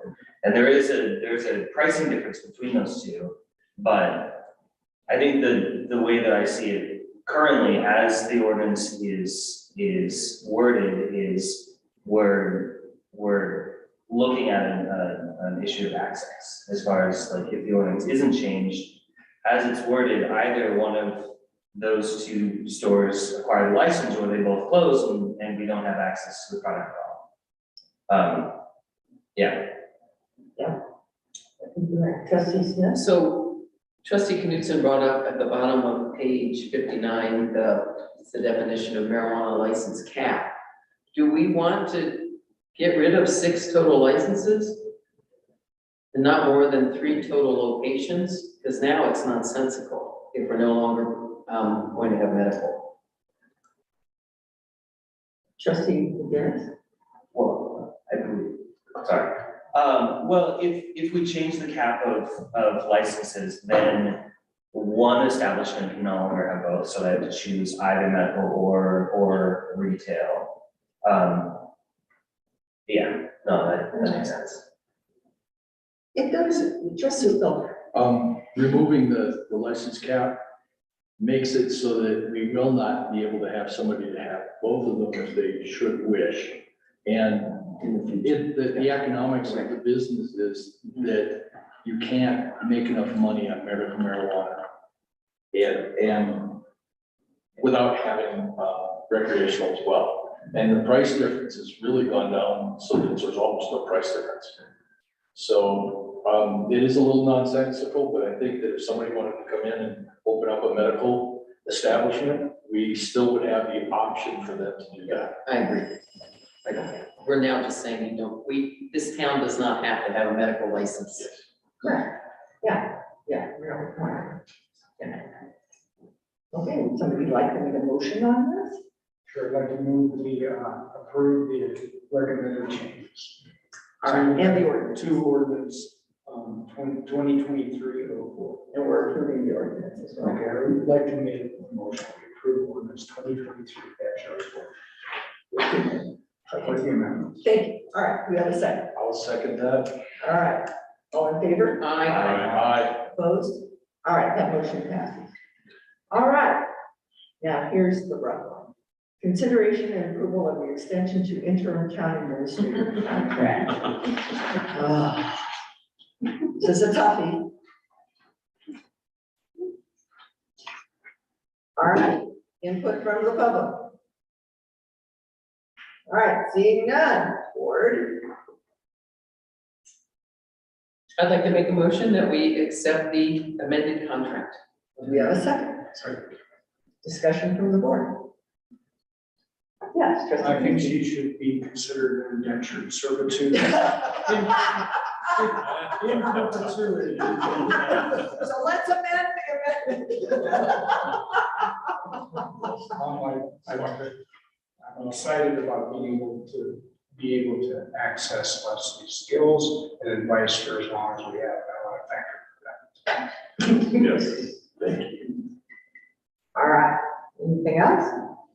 All right, we have a motion and a second to approve the third amendment to the interim town administrator contract. All in favor? Aye. Opposed? All right, that motion passes. All right, consideration and approval of a revised town board organization chart. Okay, so you have it in your packet. And, so basically, for the benefit of the public, what we would no longer have a finance director under this new org, these are the changes. Under this new org chart, we would have a consultant as a financial manager, and they would basically deal with what I call the big stuff, audit, budget, setting up new funds, taking down new funds, anything that's not a daily or monthly duty. And then they would also, and they're all already acting in that capacity. They are available for anybody, the staff, to call on needing advice or how to do things or what's the best way to go about it. For instance, we're probably not going to reinstate credit cards. We're going to reinstate what they call P cards, which are more acceptable for government. And actually, Sam's finding out they have some exciting possibilities, which we'll tell you about at the next meeting when we want you to approve these. But so that's what they would do. The accountant, which is now Amanda Maharo, is would be day-to-day, all the day-to-day accounting and the monthly accounting and the running out of the financial statements. And responding to any questions that you might have, unless they're on the big things, in which we'll have Michelle or Lorraine here. And then, now, this puts Ruben into having a lot of bosses, but he can handle it. So we'd have an admin and a finance clerk, and that's the purpose of that is that internal controls again. So right now, Ruben processes invoices so that Amanda's not touching that. Amanda goes through the disbursements, and she writes the checks for you guys to sign. So that's what Ruben's new duties are. So that's the big changes. Everything else is pretty much the same. And we need to approve that because it's different from what we used to have. Okay, comments from the public? Yes, Ms. Watson.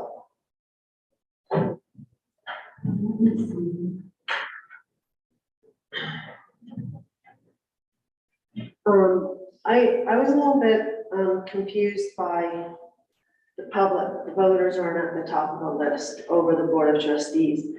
Citizen committees, the way traditionally Paonia does citizen committees is you have to differentiate. It's not clear whether citizen means in-town citizen or out-of-town citizen.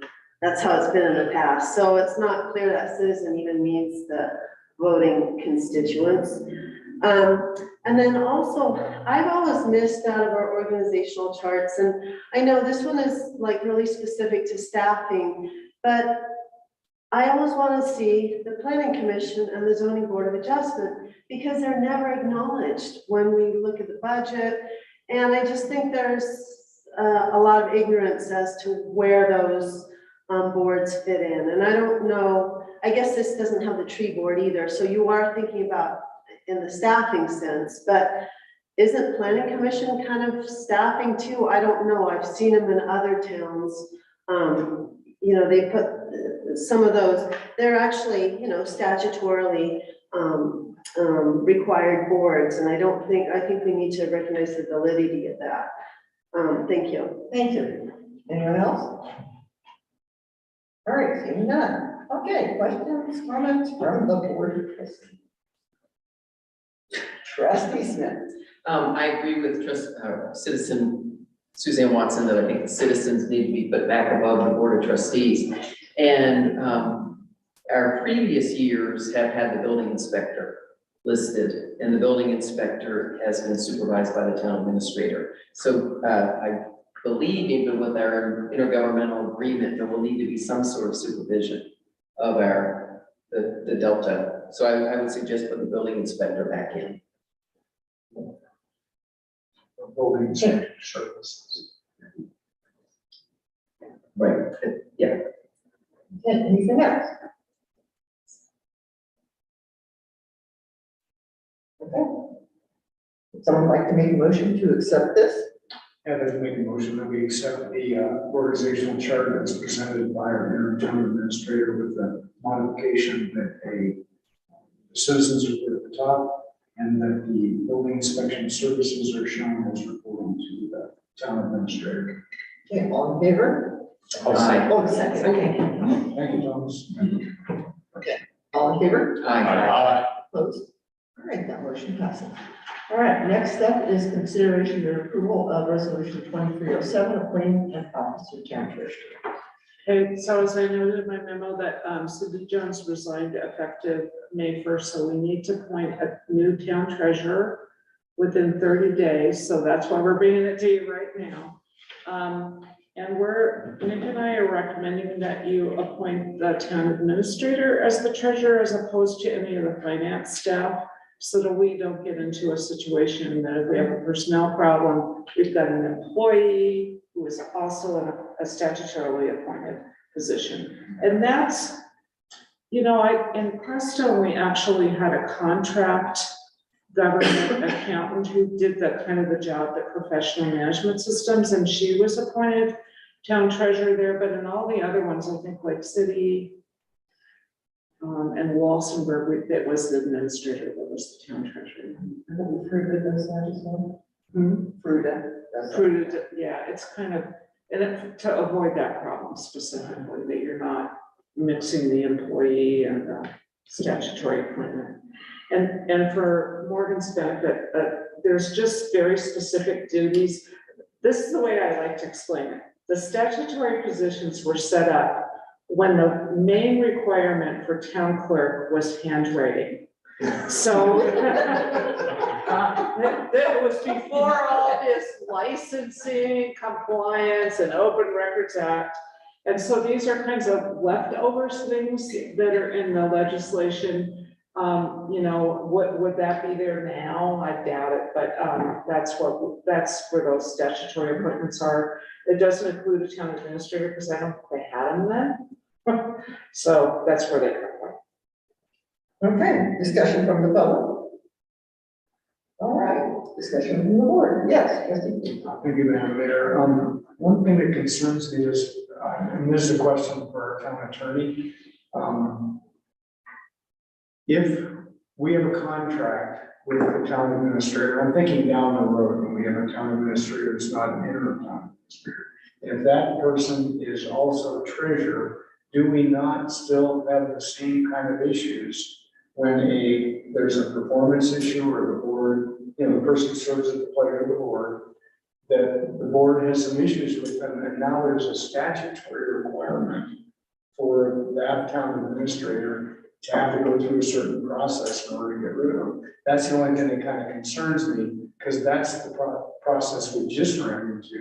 It seems like this arrangement with the town administrator being the treasurer is the same thing. Yeah, I'll give you the organizational answer and Nick can give you the legal answer. So you employ the town administrator. The finance director, the accountant work for the town administrator. You employ the town administrator and you appoint the town treasurer. So organizationally, you have control over both of those. I assume you still have to go through the same process, so I'll let Nick address those concerns on the legal standpoint, but it's a little bit different because the problem is the town administrator doesn't have total control over performance on that position. Yeah, that's right. So there is an operational conflict really established by the fact that there's an appointed officer, a board appointed officer serving also in an employment position. So when you have a direct appoint of the board, such as the town administrator serving in those sort of archaic statutory roles, it makes the process easier. The process for removal, should it come to that. So the board would then only have to take recourse against its only statutorily appointed officer, or I should say, a single person holding two statutory offices, rather than against multiple potential statutory offices. So it just becomes a little bit more efficient in that way, because you have the town administrator as being your direct appoint. It makes a lot of sense to have the town administrator be appointed in multiple of those statutory positions. And like Leslie said, I think what the operational conflict is that if you have a finance director, for example, that's appointed treasurer, it's hard for the administrator, who's supposed to be that person's boss, to oversee and direct their work, when only the board can remove that position. So those are just some of the issues with it. Yes, trustee. So Madam Mayor, in summary, then there's really no statutory requirement that's different in removing either one of the positions. That's where I was confused. I just wanted to make sure there wasn't a separate requirement, treasurer, that would complicate the town administrator. So thank you. Yeah, and I understand your question better, trustee. And I think one of the things is the statute set up very distinct duties for the treasurer, and those are something that someone who's very experienced in working with municipalities as a professional will be able to handle in addition to town administrator responsibilities. And there is no conflict that would be established by the statute for one person to hold both of those statutory positions. Okay, so last time we appointed treasurer, we were told that it's very common to have the finance director, a finance official in the municipality be the treasurer. And that this happens all the time, that it's an archaic position that doesn't really have that much power, and that we have to pick one. And there was quite a bit of discussion back and forth as to whether we actually wanted to do that, and we ended up doing that. And come to find out, that was somewhat of a any of that decision because the distinction between an at-will employee and a statutorily appointed official. Because the statutorily appointed official needs to have, in order to be removed, I guess a trial or some sort of, there's a distinct process.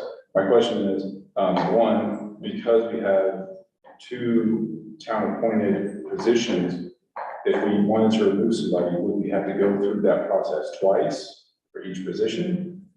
And also a hypothetical, what if we had appointed somebody else as a treasurer who had a finance background, knowledgeable about municipalities, and looked at our books back in, I think it was June or July when we did it last time, and discovered their state at that time? What benefit might that have been for us? Had we split that position up? So again, I think that having many eyes on a problem gets a lot more perspectives on it, and you see problems a lot more quickly. So I kind of like to remind that if possible, if there's not a one, especially if we have to have two different removal processes for both positions, doesn't make any sense to me to have our town administrator be our treasurer. And two, if we give somebody else the opportunity to come in and give us their expertise, it might be beneficial to the town. So, Nick, do we have to have two removal processes? So procedurally, you wouldn't have to have two separate processes. You could combine the removal processes for the statutory officer with two appointed offices in the same proceeding. So it wouldn't result in the board having to do two separate proceedings.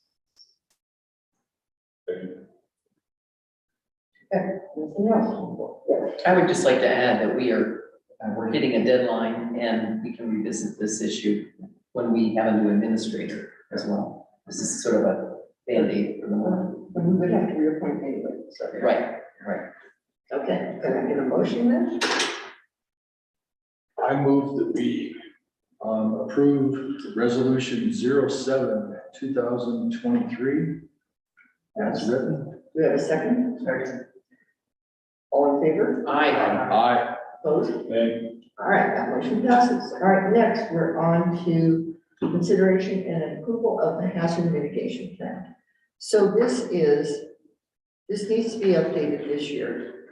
The last one was in 2018. And so this needs to be updated. So trustee Knudsen, as well as Steve Bissett from the Planning Commission and Calrose Ostrander and Jeremiah and I worked on this plan. We had a previous plan. We had to look at each of the categories here and come up with actions that we wanted to take to mitigate failures in each of these things or hazards in each of these things. So we went through the plan and came up with a list of actions. And so what we are asking the board to do is to look at this and think of any other actions that you would like, or if you think some of our actions are a little bit wacko, to tell us so, and we would remove them. So first off, we will take comment from the public. Yes, Ms. Locke.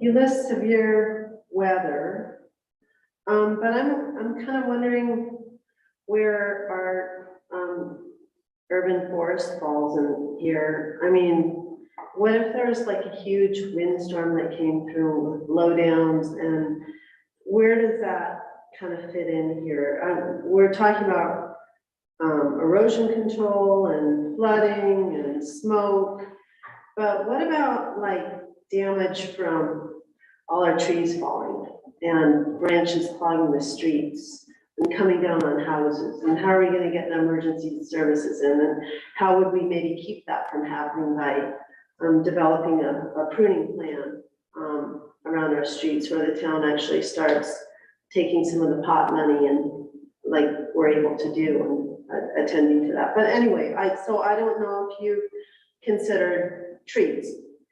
Thank you. Thank you. That's a very valuable suggestion, and I will put that in the plan. Thank you. Yes, trustee. Madam Mayor, I think Susan raises a really good point. My wife and I first moved in the Flagstaff, the spring snowstorm came in and it dumped heavy, wet snow on trees that are already leafed out, and it was a disaster. So the idea of trees in town and some mitigation of that is really important to add to the plan. Okay. What else? Trustee? Yeah, the top of the list up there is dam failure. I don't see a plan for that. Oh, yeah, it's on the other page, sorry. Okay. I didn't scroll down. So I have an overarching question. I think the action plans all sound really appropriate. I just don't know how they're gonna be put into action. That's a lot of stuff here. This is a big deal. And I'm not saying don't do it, but there is quite a bit here that certainly needs to be looked at. And I did just reread the 2019 after action plan and I think a lot of what's in there could certainly help this. The two seem like they should merge. And then my second thing is, I remember that there was an issue with our purchasing policy and there needed to be some sort of FEMA guidance incorporated into our purchasing policy. And it looked quite difficult to do, so it hasn't happened. But I'm assuming that still needs to happen. I don't know. Now, In our purchasing policy, well, I think what you're talking about is that we have to incorporate, this is what we were talking about. You need a grant management policy that incorporates the federal standards for grant purchasing. You can put it in your purchasing, they want to see it in the purchasing policy too, but there's kind of different ways you can handle that. So I think that's what you're talking about. no, there's also a thing, and this has come up multiple times in the meetings that I've attended to on the flooding. And there's a list of specifics that you have to have and keep track of to get FEMA refunds. Right. That's what it is. I know all about those, because those are the grants I handled for Pima County. I actually went through and got Rio Grande County to get all those policies. We can get those together. I mean, I just steal from my former employer. I let them know, and they're pretty easy to put together. It's things like, if you buy equipment over $5,000, you have to, and you can't sell it, basically, without informing FEMA and going through all these loops and stuff. So it's that kind of stuff. Yeah. So if I might just say, so I think all of this is really important. I just don't know, where do we begin to get this table filled in? And what could the trustees do to help? So this now will go to Delta, because this gets incorporated into their plan. They will do more action steps underneath this to carry out, the action is here, and then there will be steps underneath this, and they have ways of figuring those steps out. So this is just our piece that we then give to Delta and gets incorporated into their big plan. So there's a Pagonia section of big Delta hazard mitigation. Yes, trustee McKinnon. I see listed under severe weather, there's an action step of set up an emergency center for cool and warming and clean air. I'm curious if we can extend, or if and or when we find, designate what that emergency center is, we can extend it to other hazards as well, like flooding and or forest fire. I'm concerned that, severe weather isn't the only time that we would need to house citizens who otherwise need it. And I think also rereading through the after event report of 2019, one of the things that popped up a number of times was clear lines of communication. And I'm not sure if this is the place for that item, but creating either a place or a very clear line that information will be communicated to the public, I think, and also setting that up well in advance might behoove us, if and or when this happens, the public knows, you know, if there's a physical designated spot, that's where it's gonna be posted, or if it's a digital spot, that's where it will be. But I think, yeah, doing some of this, beforehand would, help. Okay, thank you. I will include that in the plan as well. Anything else? Okay, well, thank you for your input. I will get this changed and sent out. Yeah. Madam Mayor, one thing I wanted to ask is who created this chart? Was this Jeremiah's work? Yeah, Jeremiah and I got together. Thank you both for making this clear, because you can only imagine how jumbled. There were like notes all over the place. You just did a masterful job on making something that was pretty confusing. I did want to comment, since we're on hazard mitigation, that on Sunday on my way back from Montrose, there was an emergency on the river. Yeah, exactly. I've been down the river park a couple times, and we still have yet to put a warning sign up that just cautions people. You can't stop them from going on, but we don't even have a sawhorse that says caution. River levels are dangerously high. And had that sign been up Sunday, maybe those people wouldn't have run. I suggest you ask Reserve to do that because that is their jurisdiction. I've asked law enforcement, I've asked Corey, nothing's happened. But it is not our jurisdiction. Ask Reserve. It is their jurisdiction. It is their program. Can you tell you what reserve is? Oh, what's the conservation center? Thank you. So they're the appropriate people to ask. Yes, trustee. So Corey did talk to the county and they were gonna put stuff up and they didn't yet. So I'll let Corey know it's not up. Yeah. I mean, we had this discussion directly with Chris that our concerns, because they don't always get this information that other people are rescuing people on the river. But they do get that information. Oh, they It was do? brought up in the meeting on Monday. Oh, okay. Hotchkiss Fire Department specifically listed and told them about this issue. And the people they rescued and where they found them, and that in fact, if it had been slightly farther down the river, they would have had to have gotten a helicopter to get them out. Okay. So this was known. I'll let Corey know that he So needs Madam to. Mayor, I'd just like to point out that the river park is actually in the county, but it's town-owned property. So it's not like we don't have any liability there, we don't put more warning signs up, so. And I'm not saying, I know we are not allowed by the Corps of Engineers and river people to say the river is closed. Right. But I think advising the public that it is expert, you should be a very expert person to be on the river right now. The levels are dangerous, you know. I would not, Rescue. as a town, we don't want to post any advice. Yeah, can we just make a statement that there have been 2 rescues necessary this season so far? And to caution people to be, you know, say, or just make a statement of fact rather than any advice. Say there have been 2 rescues so far this season. And From all- those who put in this Don't be location. prepared. No, well, we don't know what they put in that location. That's the other thing. No, because we don't know where we put it. Okay, then just say on the river. Let me talk to Corey about it and see what we can do.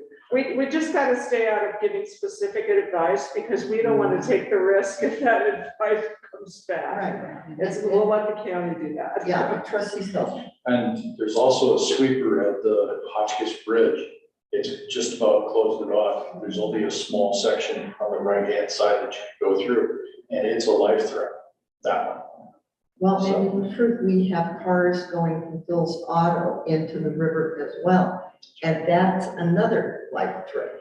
So yeah, it is not good to be floating down the river at this point in time. So, Madam Mayor, facts are, there are multiple hazards, river level is high, and rescue services are extremely limited. Those are facts. Yeah.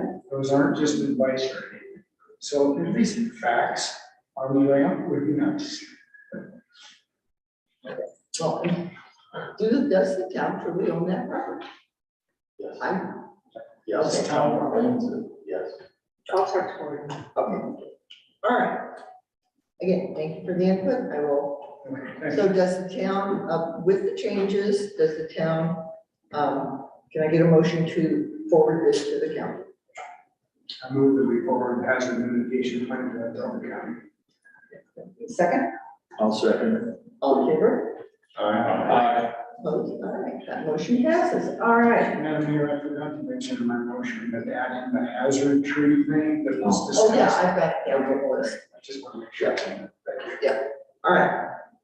Last, the regular meeting is update county administrator hiring process. Personnel meeting. Okey dokey. So we have 10 preliminary candidates that we'll be interviewing on Thursday afternoon and Friday afternoon. I have commitments from 9, I'm waiting for the 10th.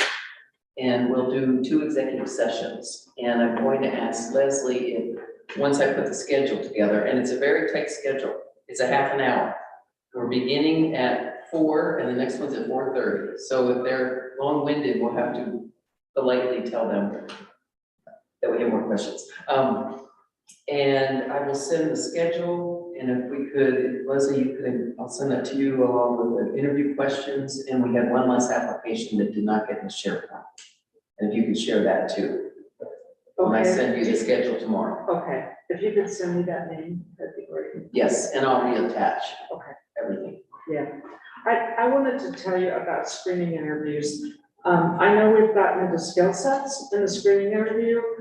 My use of screening of the interviews, and I'll give you an example, is I was trying to hire a senior planner in Neal County. And I got this resume that I thought was from heaven. I thought, I'm hiring this person. They're amazing. They're perfect for this job until I talked to them. So that's the purpose of those, is you get these resumes and the cover letters and you think these are the greatest people. And then when you talk to them, you realize they are not a fit. So, and then in the final interviews, when you pick the people who you think would be a good fit and you want to explore that deeper, that's when you can get into skill sets. Mr. Moore. Yeah, I apologize, Mayor. If I could go back to our previous topic, there was something that's in the mayor's report that I thought was in the hazard mitigation plan, but it's not, so I didn't speak to it. But We haven't gotten to the mayor. I know, but we're gonna come out of session. I just wanted to note that the rising level on the reservoir was up until the 9th, I guess. And at this point, it's stabilized. It's actually a little bit lower than it was as of the 17th. So I had somebody contact me and say, hey, the water's going over the thing. And I was like, what? You know, so I wanted to make sure that everybody knows that the dam has not been breached right now. It's not continuing to rise at this point. Not to say it won't in the future, but at this point, the water's not coming in. Well, and just from what I have learned in mitigation, flood mitigation meeting Monday, is that, yeah, so the spillway did start to spill last Friday. And so when people see water coming over the dam, it's not breaching the dam, it's going down the spill. And there is the water gauge, the stream gauge is on, and so you can go to that point and look at how much water's coming down the river. And just below Payon. So that's really helpful.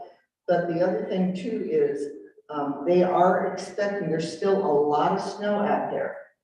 The snow tell for the Upper Gunnison, for North Fork River shed, we're still at over 200%.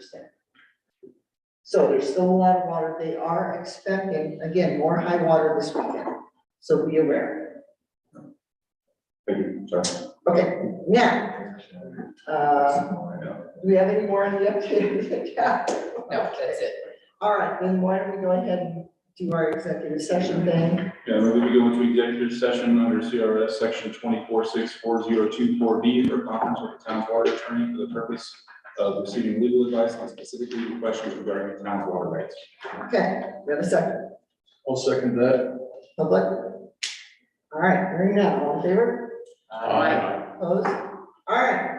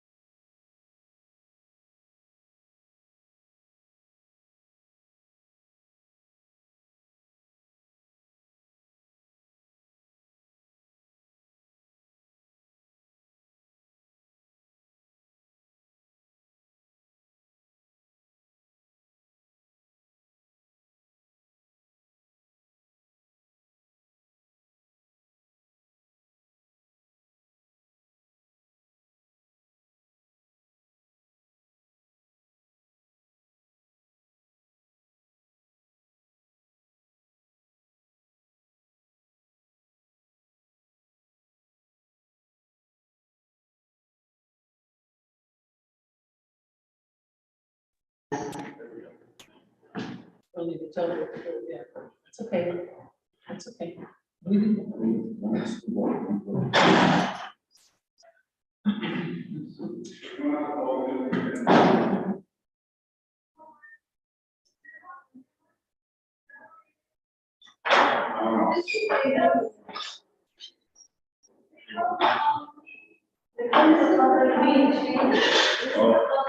We're getting back to public right now.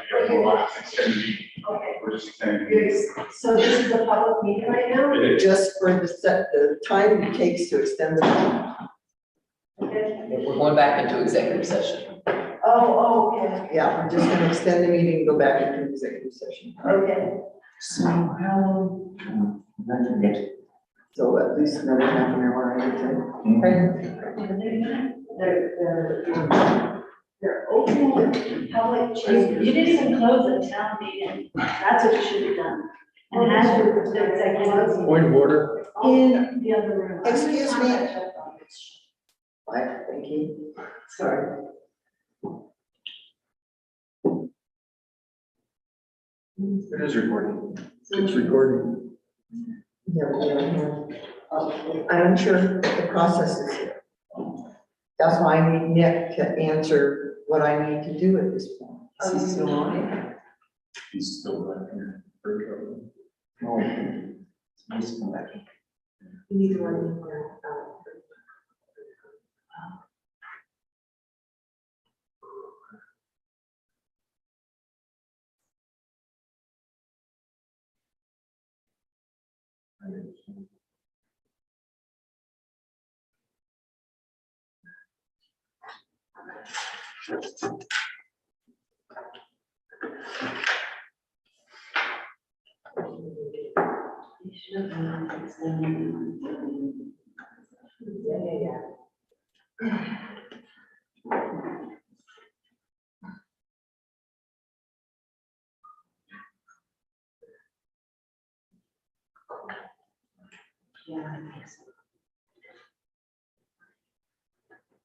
Wes, did you have Nick on the hotline? She's working on it.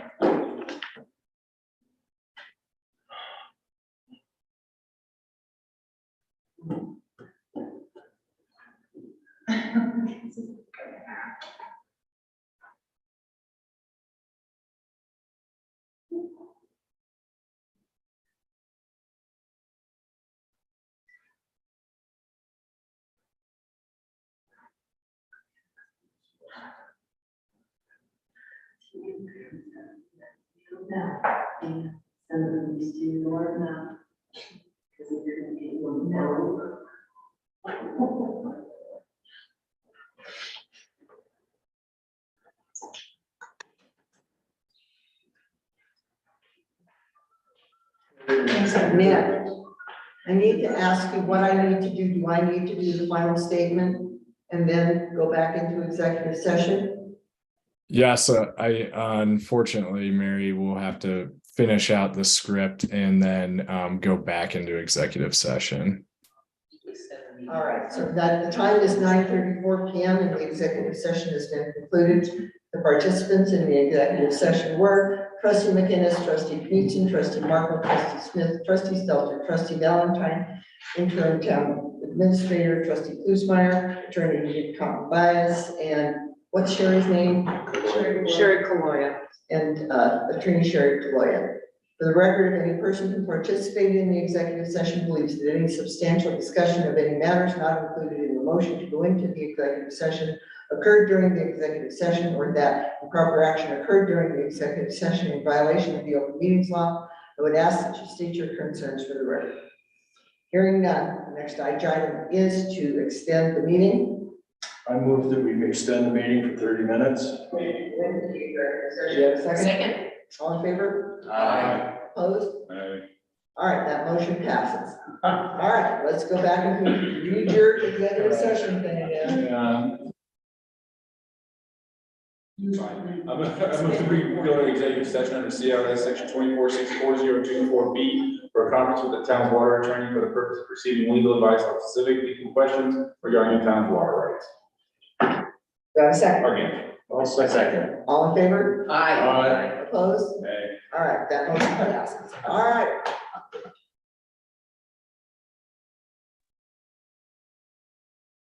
Okay.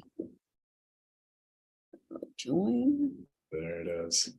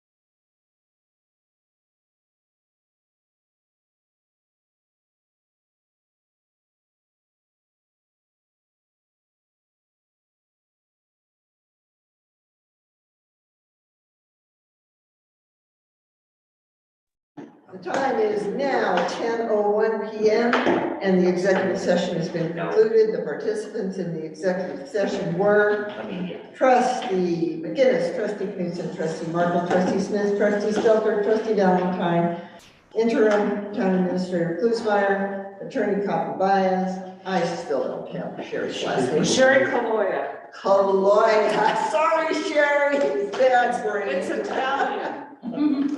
For the record, if any person who participated in the executive session believes that any substantial discussion of any matters not included in the motion to go into executive session occurred during the executive session, or that improper action occurred during the executive session in violation of the open meetings law, I would ask that you state your concerns for the record.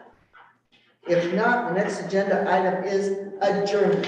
Good night, everyone, and thank you so much. Thank you, Sherry. Thank you, Sherry. Thank you, Nick, Yes. for joining Reese for all. Oh, thanks very much.